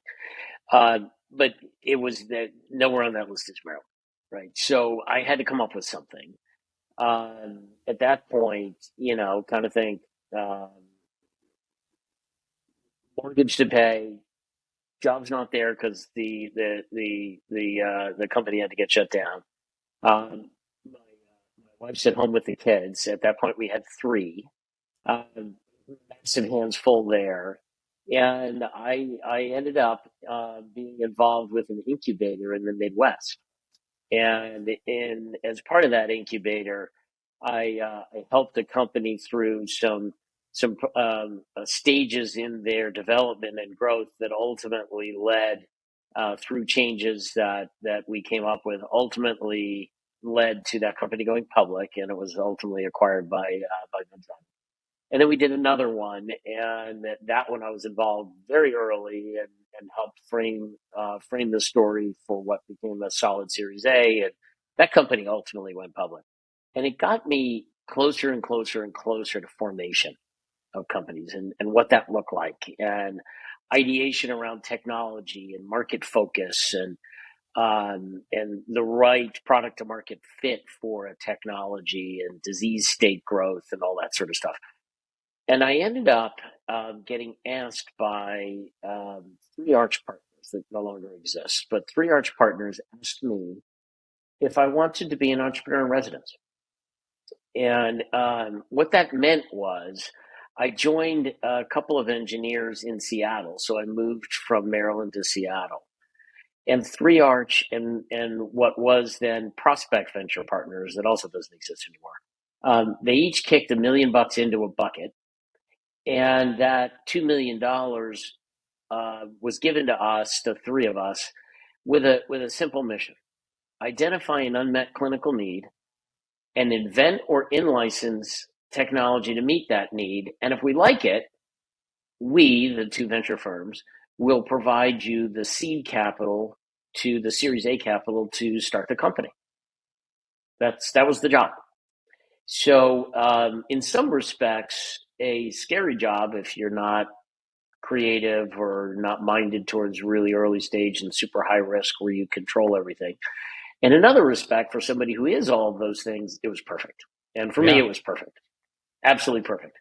So we ended up, and mind you, I'm not an engineer. I don't know, I didn't at that time know how to invent. Two guys taught me how to invent, the two engineers I was paired with. Those two engineers were among the very first electrical engineers that worked with a fine gentleman by the name of Earl Bakken. And everybody who's familiar with a tiny little company called Medtronic might be familiar with Earl Bakken. He's the founder, right? So they were involved in the very early engineering teams for the first implantable defibrillator or pacemaker. Their names are John Adams and Cliff Alfrenas. And those guys traded management responsibilities for engineering teams on the first implantable cardiac simulators. Really, really, really smart guys. They had between them founded 6 or 7 medical device companies across clinical specialties. So I learned how to invent from those guys. We identified an unmet clinical need, and I like to say that we co-invented. Really, they more invented and I more followed and came up with some harebrained ideas that were sort of added to a couple of their inventions. And that became a company called Calibra. Calibra Medical was supposed to be in Seattle. I was supposed to run marketing, business development, that sort of stuff. None of us were supposed to be CEO. That was part of the deal. We ended up finding a CEO in the Bay Area, and I didn't want to move, so we had to move the company. So here I was, founder of a company where I was supposed to stay on as the senior leader of the early stage and go right off into the future of that company. And we had to move it. And I wasn't willing to move to the Bay Area because at that point I had 4 kids and we were up in Seattle and we loved it. We wanted to stay up there. So I helped that company move. And shortly after that, as a consequence of that move, I worked myself out of a job. So I went back to Three Arch Partners, and I made a mistake, actually, in my description of history. The first was Three Arch and Fraser Healthcare. The second one was Three Arch and Prospect. The second one was the second Entrepreneur in Residence program I did. And to make the world small, the partner at Prospect Venture Partners that contributed into the deal was Russell Hirsch. You might remember I mentioned Russell Hirsch as one of the partners over at Mayfield Funds back in the Intuitive Surgical days. Right. So that's where I first met Russell. So Russell Hirsch and Mark Wan from Three Arch Partners each kicked in $1 million, and we did another incubator. And because those guys taught me how to invent, in this incubator, I was coming up with probably 150, 200 ideas. I'd have to ask John Adams, my partner in there. And it was a whole bunch of ideas. We were looking at orthopedics. We were looking at women's health. We were looking at some pediatric conditions, dermatology. We were looking all over the place. And I came up with the idea for what is now Shockwave because I happened to be looking at lithotripsy for kidney stone management. And I didn't know what lithotripsy was. So I asked John Adams, what in the hell is lithotripsy? And he said, well, Daniel, let me actually describe how I learned about lithotripsy. And he went into the story about a implantable defibrillator lead being too close to another lead and sitting on the bed linens. And then a doc hit a foot pedal and created an arc between the leads and caught the bed linens on fire. And that became a problem inside of Medtronic, right? How do we prevent this and all that sort of stuff? There was another instance, they were in an animal model and they had 2 leads too close together. And the investigator in that animal setting tapped the foot pedal again, and they saw a flash on the screen and a disruption in the cardiac signal that was not from the electricity, but it was mechanical. And he didn't know what the devil all that stuff was. So what he ended up doing was failure analysis back at Medtronic. They put 2 leads into a glass beaker and they tried to replicate. Well, for those familiar with lithotripsy, if you put 2 pacemaker leads in a glass beaker and you tap the foot pedal, you're going to do a great job of shattering that glass beaker, which is exactly what happened. All over an electrical table with high voltage all over the place. It was not a good outcome. So he decided, okay, I'm going to get smart. I'm going to put it in a plastic beaker. That's smart, right? So the glass doesn't break. He did it again. It created a geyser because all the water had no place to go but straight up, and it sprayed water all over the place. So he came to learn about lithotripsy in that way. So he explained to me how lithotripsy worked, meaning electrohydraulic lithotripsy. That was probably, I want to say it was spring or so of 2007. And December of 2007, a couple of weeks before my 4th kid was born. Actually, I made a mistake. We didn't leave then because we had 3 kids and we had 1 on the way. A couple of weeks before my 4th kid was born, came up with this harebrained idea of putting wires in balloons, and that became Shockwave. That became intravascular lithotripsy. And lo and behold, the venture capitalists didn't like the idea. They didn't like it. Can I take a wild guess why? The market wasn't big enough. The market wasn't big enough. Am I right? That man, a Cupid doll. Can I need it because it's in the space of cardiovascular. I'm gonna have to mark this episode is explicit. I would like to quote my good friend, Dr. John Simpson, founder. John's great. Yeah, John's great. Yeah, he's I'm going to have him on the show soon. So I once listened to him, and this is early in my career. Then I started to learn how venture capital works in this industry, which unfortunately it's less so venture and more so just a bunch of guys with money, And so essentially, when he at the very beginning, I think his very, very first company, I forgot what it was, but this is when in the whole interventional cardiology space was created. He was trying to raise money, and he was telling the story with this Japanese gentleman who was part of one of the venture groups. And this Japanese gentleman, I forgot his name. He's like, with a Japanese accent, he said, we went, Dr. Simpson came to us with this company. He was trying to raise money, and we came to him and said, Dr. Simpson, unfortunately, we can't invest because the market is very, very small.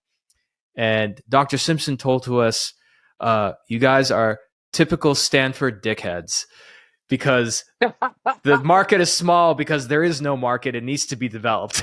I always think of that. So anytime I hear this, like, oh, the venture capitalist, I'm like, oh, let me guess. Was it because there's no market?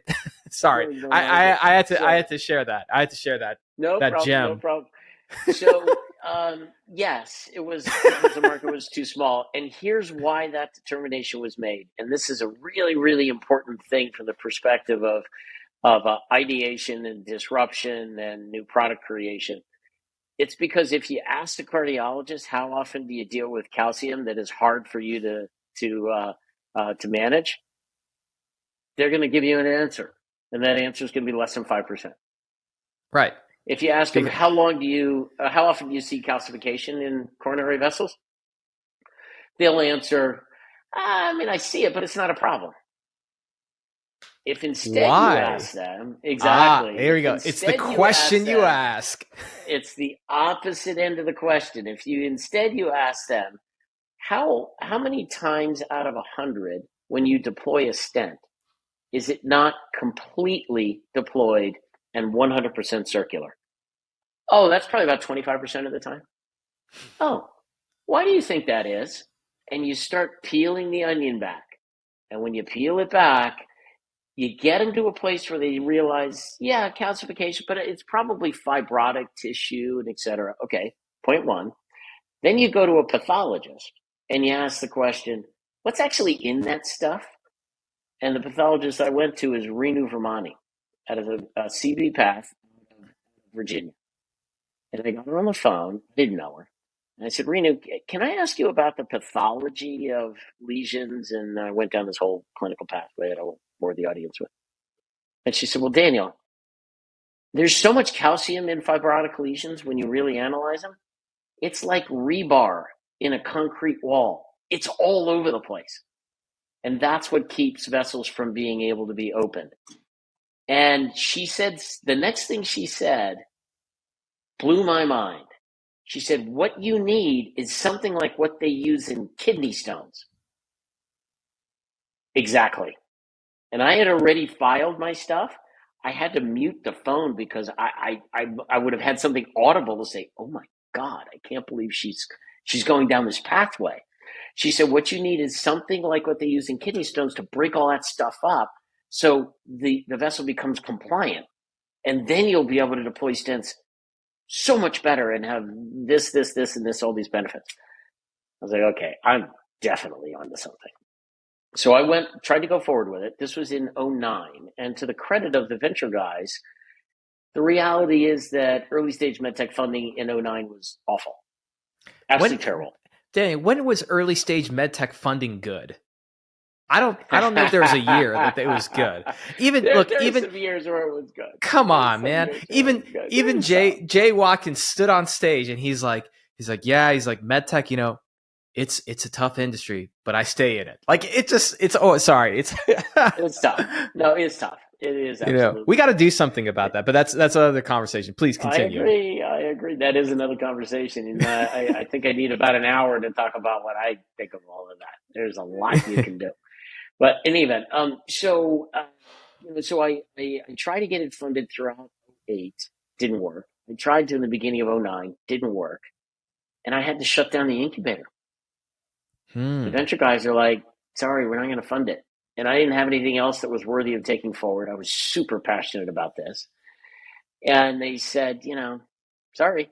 So with the remaining funds, pay yourself a severance and give John a severance and pay off the bills, and we're just going to call it done. And I didn't even. You might as well have spoken to me in some kind of alien language. I couldn't understand what they were saying. So you got to be kidding me. We're going to do what? And I very quickly, knee jerk, said, well, I want to buy the IP. Mm. And they said, really? I said, yeah, I want to buy the IP. So I used my kid's college fund and I bought the IP. What? How'd Yeah. that conversation with go over with your wife? You mean after I did it and told her? Then?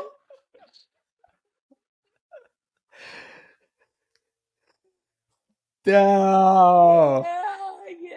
Yeah. For those And out at there that and at thinking of this doing moment, that, at yeah. that exact moment, my wife came and just shook her finger at me because I was too loud, and I the baby is sleeping. Daniel. Oh man. No, All right. to be fair, the acquisition was not that expensive. It was the prosecution of the patents that were expensive. So the real expense came later, to be fair. Okay. Uh, so in the same day, in the But you offices of believed. You Wilson believe. Why Sonsini, did you? How could you do I that? totally didn't. Because that's hard. That's a hard It's decision to really make. hard. It's really hard. So here's how, Omar. And if you go on the Shockwave's website, you'll see this little cartoony thing that they've got on there of how did it all happen from eggshells to the heart or something like that. I forgot what it is. It's a little cartoon thing. It's a perfectly accurate thing because they interviewed us to create that. Um, Prior to that moment, we had a number of things that we tested.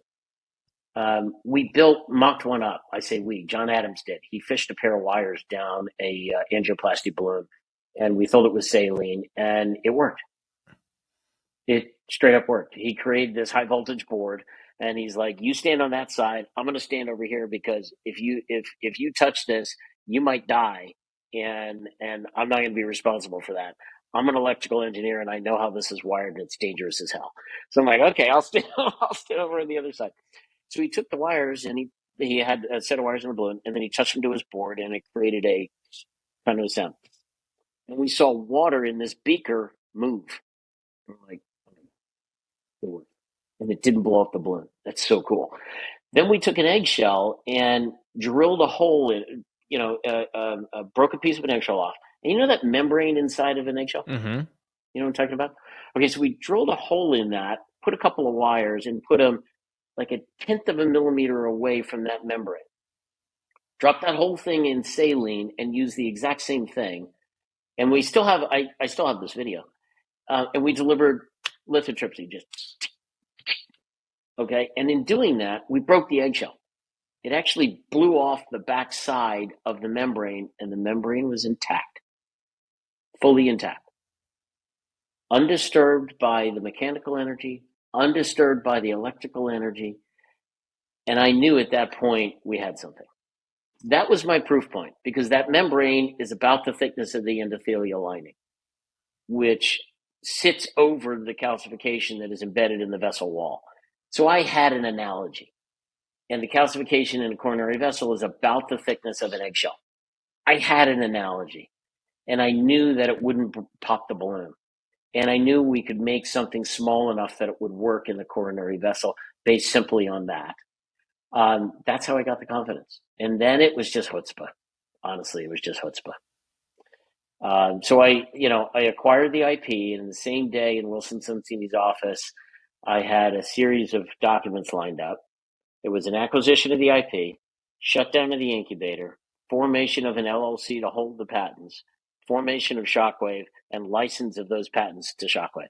And on that day, January 15th, 2009, we started Shockwave.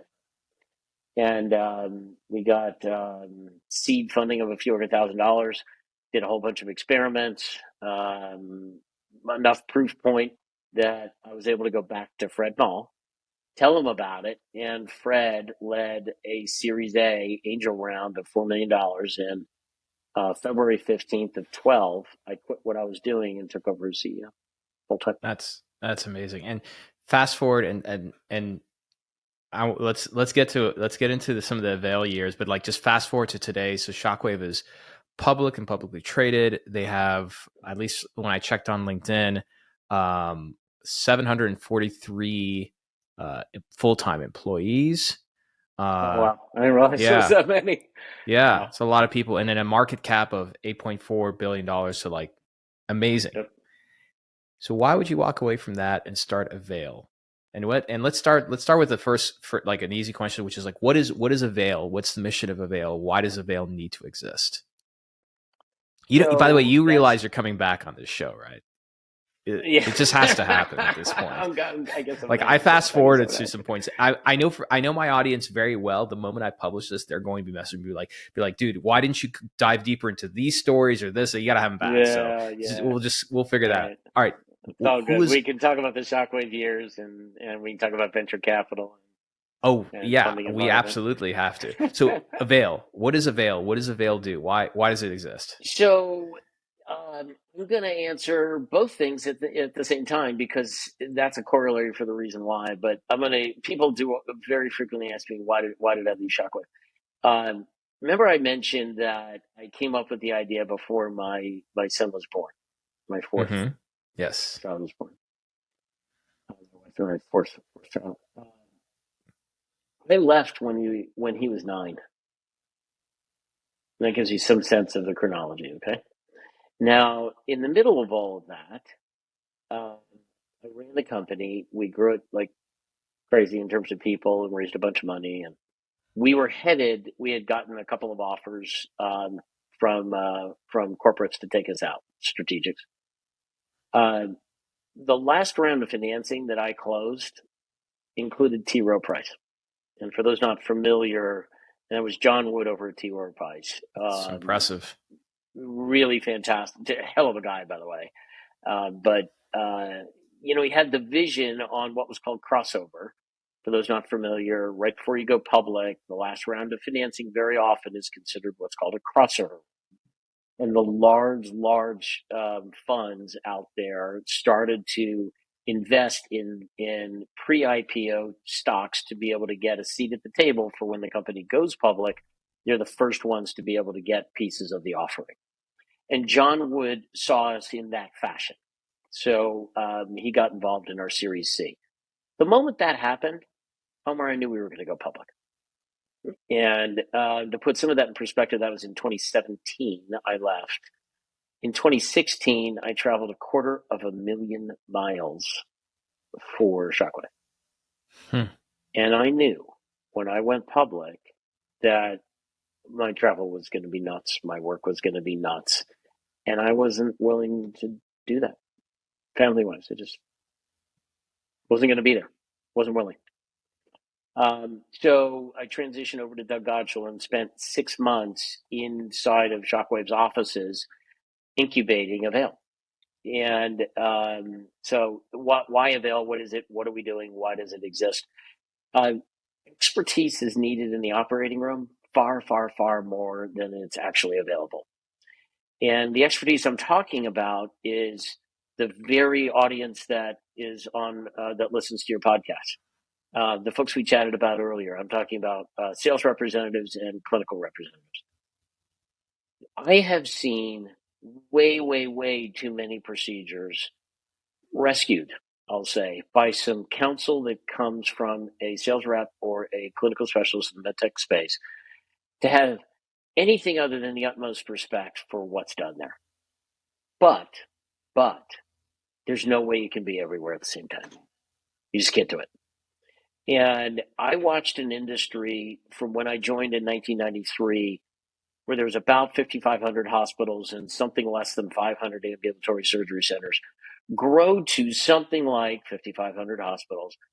And by some estimates, 12,000 ambulatory surgery centers, which means And oh, by the way, the number of salespeople did not grow on the same ratio. The number of procedures did not grow on the same ratio, which then means that the number of locations that a sales representative needs to physically visit in order to be able to provide the expertise that they can provide has gone up substantially. But the last time I checked, there's actually only 24 hours in a day, and you can't get everywhere you need to go. Made worse by the fact that selling prices are coming down on all of those procedures that are not done in acute care. And sales reps struggle to be able to do that in a way that is profitable for their businesses, meaning their own sales line and the commission that they generate and the sales line for the companies that they represent. It's challenging. So I figured there's got to be a way to deploy technology to do that. If you could leverage the expertise of a sales representative and eliminate the 50 to 60% of their time that is spent in physical logistics, you serve the patient by bringing that expertise into more locations when it's needed and where it's needed. You serve the clinical teams the same way. You serve the sales rep because of their lifestyle and their time management and their ability to grow their business. And you serve the med tech company because what they don't need to do is keep growing their sales force to be able to meet those needs. Exactly. And with all of that, I just saw, you know what, this is dumb.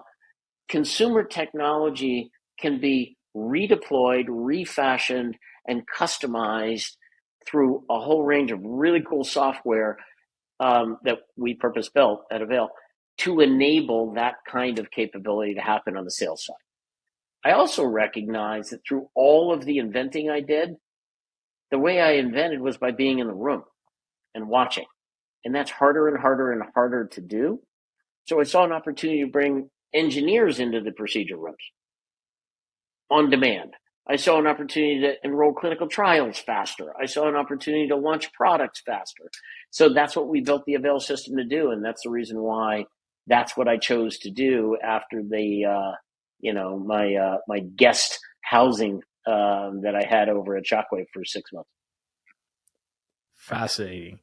And what's interesting that you mentioned, and this is why I think a lot of people just don't realize it, is that we've gotten so used to this idea of like hiring more and more clinical people, more salespeople to support cases, but you can only be in so many places so many times. And I mean, you and I were at LSI a couple of years ago where I was on panel, and this whole notion of like, again, I feel like it's this thing that's been perpetuated by private equity for decades, which is like med reps will never be, allowed in the room ever again, period. And yeah, good luck with that. Yeah, exactly. And you were in the audience. I can reveal it now that I planted you in the audience. So I was like, Dan, you got to please be in the audience for this and ask some questions. And you brought up the point, like there are surgeons and surgical teams that they get nervous knowing that the medical sales rep is not going to be in the room because nobody has the time or interest to learn everything, every nuance of the technology. Right. And they just cannot possibly, because there's so many different pieces of equipment they can use, so many different nuances. And candidly, sales representatives not only have the experience of the clinical team that they happen to be with that day, they have the experience of all the clinical teams that they serve, all of them. So they actually see more, right? They see more issues. They see more opportunities. They have an ability to look around corners, right? And see what's getting ready to happen. And so for me, this was really it's about enabling expertise to be exactly where it needs to be at the exact moment, enabling representatives to grow their business without absolutely wrecking their own health and personal life by committing to be on the road more and driving more and missing the football games and missing the ballets and missing the recitals and not going to the parent teacher conferences. And I know sales representatives that are so important to their docs that for the 15, 18 years of their career, they've never vacationed out of the state in which they live. because they want to be available at the drop of a hat for their docs. That's the level of commitment I'm used to, right? But those same docs are 100% fine with their rep taking the I'll describe it as situational cases and supporting remotely. I'm familiar with a handful of examples where sales representatives across clinical specialties, and I'm talking about general surgery and orthopedics, cardiovascular care, where they just simply have not gone to sell in certain locations in their territory because the juice isn't worth the squeeze. It's an hour, hour and a half out of the main area. They've got to go support a case. If they sell there, they're going to have to support, and that's challenging. So they just haven't sold there as much as they otherwise could. And I'm also familiar with a number of those same representatives working with Avail to get units placed in those facilities and flipping business from a 80-20 not in their favor to an 80-20 in their favor and picking up $300,000, $400,000, $500,000, $600,000 of incremental business. And the main reason is that because they're there. That happens all the time. And there's just opportunities to leverage the skills and grow business. And that I think fundamentally, candidly, I think the medtech industry structure, what we put into place 30 years ago, 40 years ago, of always being in the rooms, great structure to be able to make sure the case goes well. Over time, as the dynamics of the industry have changed and the number of sites of service has gone up, and pricing pressure that's there, and the aggregation of facilities into IDNs and the pricing pressure that puts in there and all the contracting issues, that has actually made that a bit of a broken part of the industry.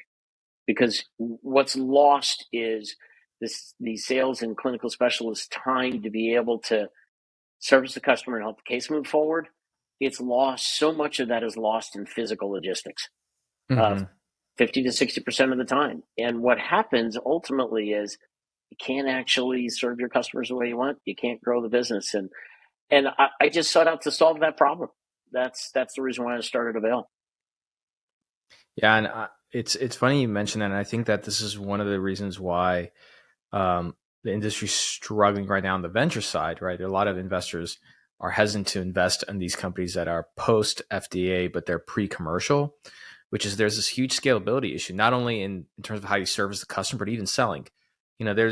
For me, like my mission is to make this industry better in terms of how we sell and market, which is to leverage these digital technologies and channels, because that's where our customers are spending time and it's scalable.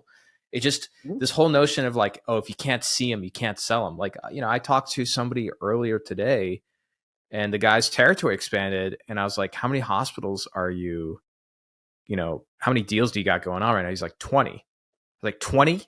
So even if, so I guarantee you that it's not in one city, right? It's at multiple cities, but even let's just say that the guy lived in a big city and these are 20 hospitals within, let's say San Francisco.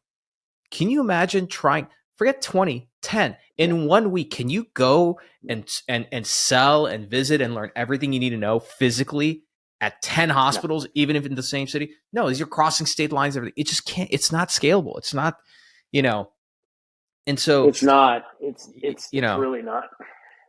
No. And, one of the things that we for some time period, would place our consoles and anybody could use them. And we were tested by 50 plus medical device companies in every clinical specialty you can think of. They wanted to try us for medical education and case coverage, which is what we're just talking about now, getting engineers into room, clinical trial enrollments, launching new products, training field teams, all of that stuff. And they did for 2.5 years or so. And then they started to realize that, there are a few others in the space that do nominally what we do in terms of getting, remote access. And our technology was put head to head against every one of them, and multiple times head to head. And we emerged as the technology with the right consistency, the right quality of audio and video, the right service profile, 24/7, 365 service profile, that there's always a human on the other end of the line and we don't charge for it. That they chose us for for case coverage, sales support, that sort of stuff, clinical support. We've been chosen by the largest medtech companies as favorable over everybody else. What they started to realize is there's a strategic value in implementing our remote program because of all of the reliability and consistency. They felt confident in it.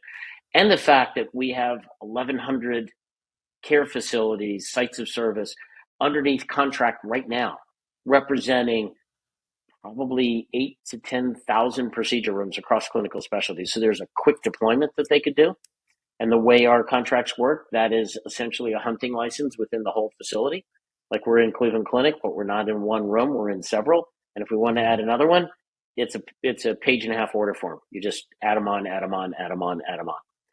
So industry started to realize that and then recognized, hold on a second, if I am first mover in this, and I can do that in a way that gets my customers used to this remote, which is 100% coming, but they do it with me, I should have a competitive advantage that way. So they came to us asking Omar for exclusives, right? So we heard from some of the largest med techs around the idea of exclusives, and had to plug in there. I was getting ready to run out of battery. Okay. We resisted for a little time period, and then ultimately I ended up doing one with Dan Bowles, who's the president of Medtronic Neurovascular.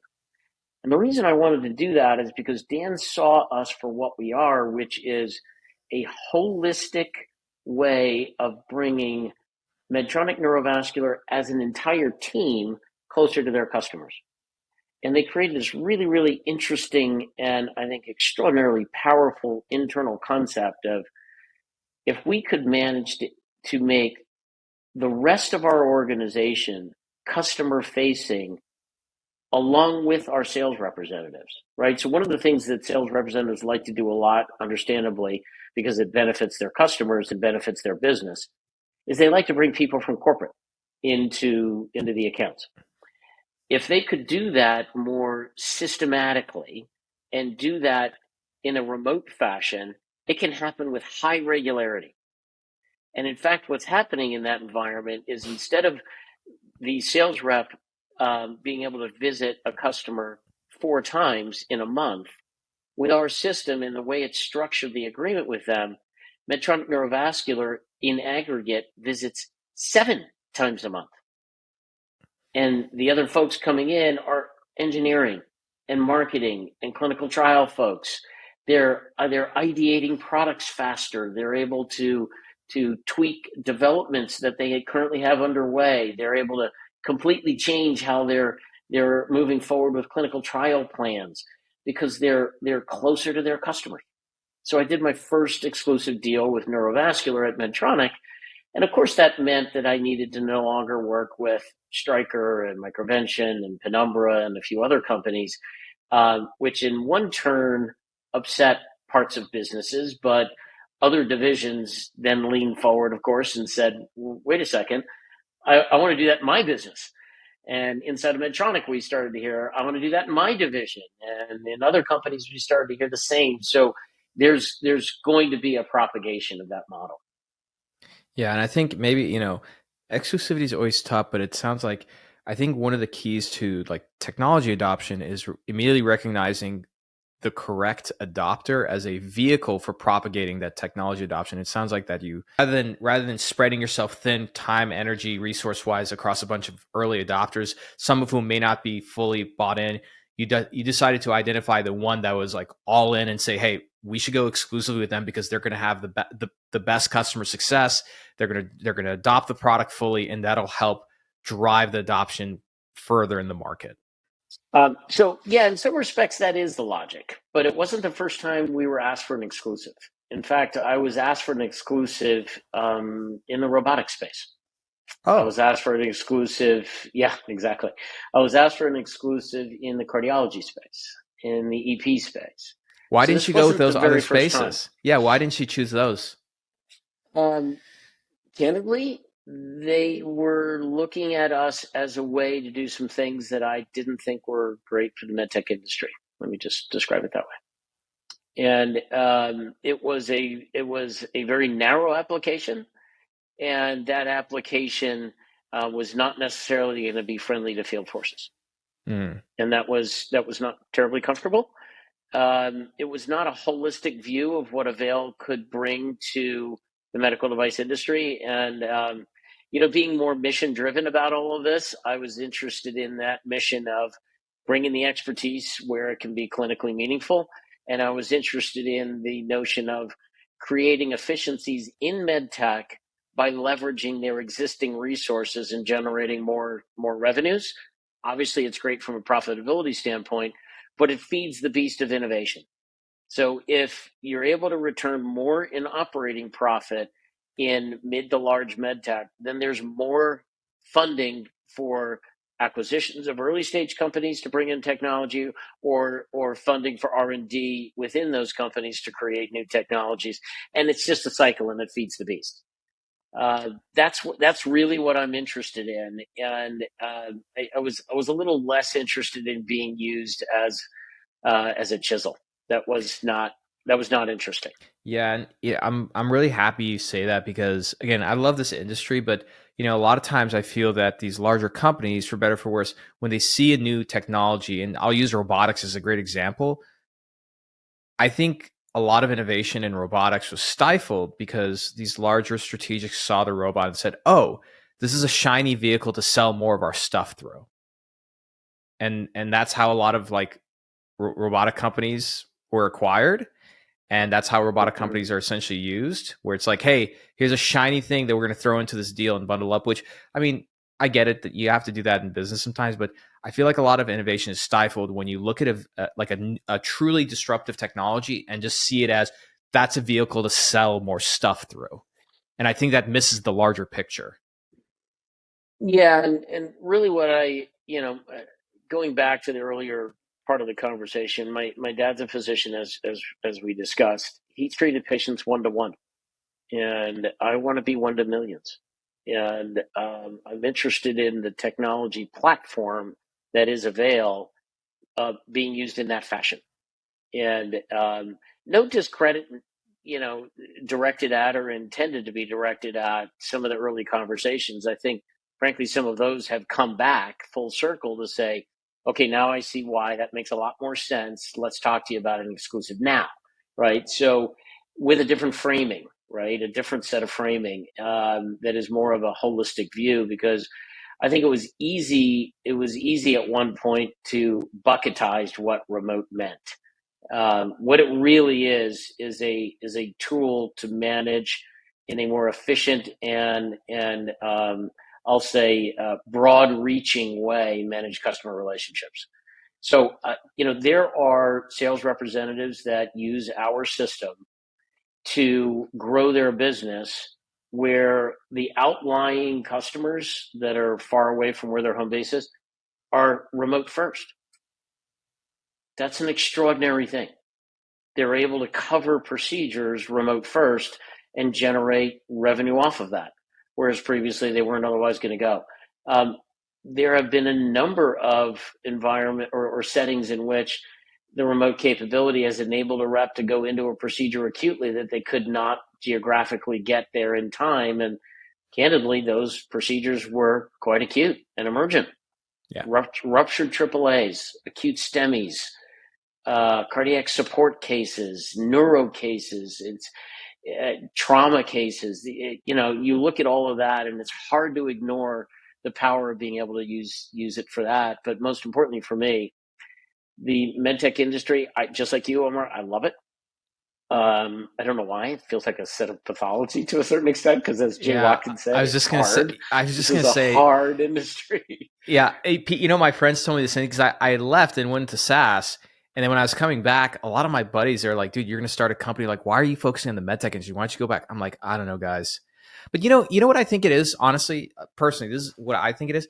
It's easy to feel very good about what we do and proud of it, because everything we do is affecting like a patient life, right? Like that's a really cool thing. And it's a very noble thing. I'm very proud of.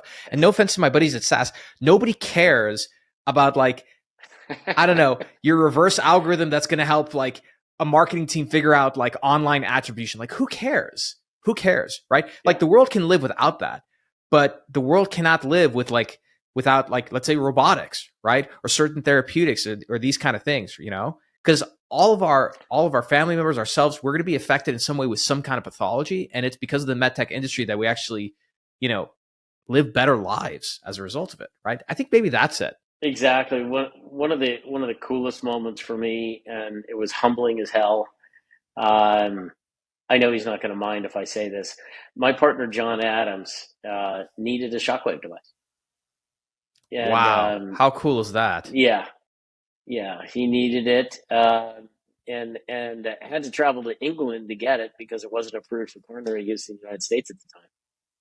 And being the guy who he is, he sent me a picture in the recovery room, standing next to the interventionalist that did the procedure successfully through a failed stent deployment. By the way, remember I described a stent that wasn't fully deployed and what the cause usually is. In his case, it was calcification, so it was used to be able to open his vessel up through that stent. He sent me a picture via email, and the title of it was "It Didn't Hurt." That's an inside joke because we wondered, would Shockwave hurt? Would the patient feel it? So this nutcase partner of mine, John Adams, went into a cardiac procedure with no anesthesia at all, no versed, no local, no nothing. He went in absolutely commando and said, let her rip. Let's see what happens. So he sent me a note saying it didn't hurt. Typical John Adams. But the device that we developed was used on him. And that's a humbling thing, man. I don't know what to tell you. It's a humbling thing. It's a humbling thing. That is amazing. Wow. Yeah, it's cool stuff. It's cool stuff.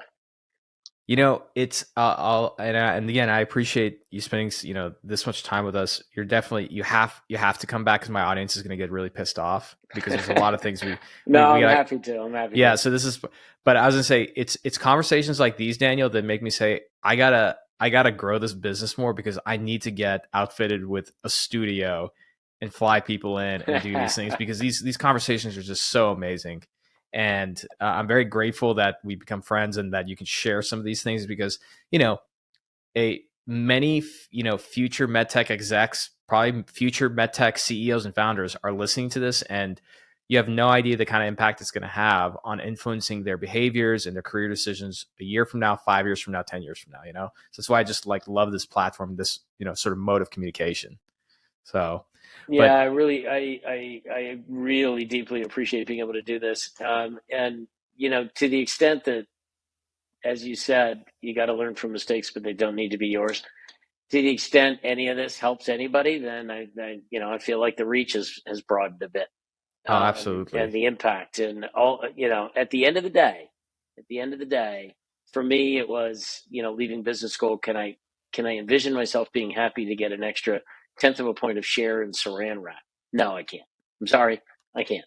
It's not for me. Not interesting. I wanted to make a contribution, and that's it. I want to make a clinical contribution of some type. And the problem is, once you have the benefit of being able to do it one time, it's like crack. You just gotta go get another hit. You gotta do it again. You gotta do it again. You gotta do it again. You gotta do it again. And that's where I am. That's exactly where I am. And I'd be happy to come back again. Be happy to talk to you more about my current passion on Avail and what we have going on there, and explore the medtech industry some more. It'd be fun. Oh, no, 100%. And this sort of new digital world, both on the clinical support side and the selling side and marketing side, is one very close to my heart. So we have to talk about that. But to kind of just sort of wrap up, I got a couple of rapid fire questions for you. These are sort of fun questions. You can cool. Okay. Answer them take as long as you want to answer them. So first one is, you've had an illustrious career. You're obviously a student of the game, which is why, in my opinion, you've gotten to where you are today. What's a book that you feel like you've found yourself recommending or gifting most often? That's an easy one. The 22 Immutable Laws of Marketing. Oh, man. See, this is why we're friends. This is why we are friends. The original gangster, Al Rees, And Jack Trout. You know, Al Rees is like he's like 94, 95. He's still active. I've messaged with him a little bit. Oh, That guy's Oh, so cool. Oh yeah. That is a baller of a book. And you know who gave It me is. that? Who? Lonnie Smith. Really? You know Lonnie what? Smith, I never met. I never had Surgical. one day I'm kind of making the rounds of meeting all the like historical names from Intuitive. I've not met Lonnie yet. Yeah, he challenged me. I read the book. He gave it to me, and I read it that day. Like I sat at my desk and I read the book, right? And I kept on reading. For those reading, it's like a 100-page book. Yeah, you read it, but you memorize it. You know. Yeah, you end up memorizing, and I'm forgetting as I say memorize it. I don't remember which rule it is, but if you can't be number one in the category, create a new one. Bingo. And giantly important. Giantly important. And Daniel, this is why when I talk to venture capitalists, I hate this question. It's like, well, how big's the market? I'm like, wrong question. Yeah. How big's the unmet need? Right question. Exactly. Right question. Question. And another one of my favorites is the most powerful thing you can own is a word in the customer's mind, and no two companies can own the same word. Yes. I use both of those to name Endorist and absolutely separate. For those not familiar, that's the name of the tip of the Intuitive instruments, and to separate ourselves from the competition of computer motion, because we weren't the first robot at Intuitive. Computer motion was. A lot of people don't know. We were the first one with a wrist. So I actually pulled the whole marketing program over to Endorist. And then Fred asked me, should we keep the name Intuitive? Because that's what it was called at the beginning. Should we keep the name Intuitive? And ultimately, I wrapped marketing program around Endorist and the word intuitive, because you can't get more intuitive than the human wrist. And just that whole wrap up created separation from competition, and I credit the 22 immutable laws of marketing. If you're a listener to the show and you haven't already bought that book, because I've recommended it various times, shame on you. But at this point, look, you're talking to a guy who's founded like two companies, one IPO'd. So at this point, like I can't help you any more than that. Amazing. Yeah. No, seriously, I try my best to help this audience. Some of them still message me for questions that I've already given the answers to, but like, not everybody's the same. That's okay. So last question for you is, if I used to say this was a billboard, but since we have phones, it's a notification. If there is a text notification that pops up on the cell phone of every professional medical sales rep in the industry for a year, every day, what message would you put on that phone? Sorry, I need to start the show with that, because that's not a rapid fire question, but that's a big one. That is. It shows up on the cell phone of every medical device rep. Every day for a year.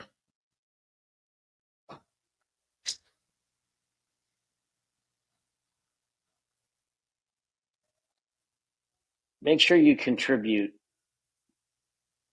to the clinical outcome of every patient you touch today.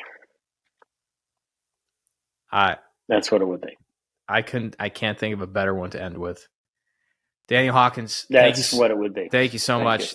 And thank you so much for coming on the show. You're coming back. You have no choice. You've already committed to it. You said yes. So I did say yes. It's been recorded. It's been recorded. Yeah. Thank you all for listening to another great episode of State of MedTech. I'm your host, Omar Khateeb, and we'll see you all next time. Bye for now. Thank you for enjoying another epic episode of the State of MedTech. If you're feeling inspired and love this episode, do us a favor, hit that subscribe button and turn notifications on so you never miss an episode. And be sure to give us 5 stars and write a short review, because that helps more people discover this amazing community of ours. If you're a company who has a executive that you'd like to be on the show, or perhaps you want to sponsor one of the episodes, shoot us an email at hello@khateebandco.com. Take care, and we'll see you next time.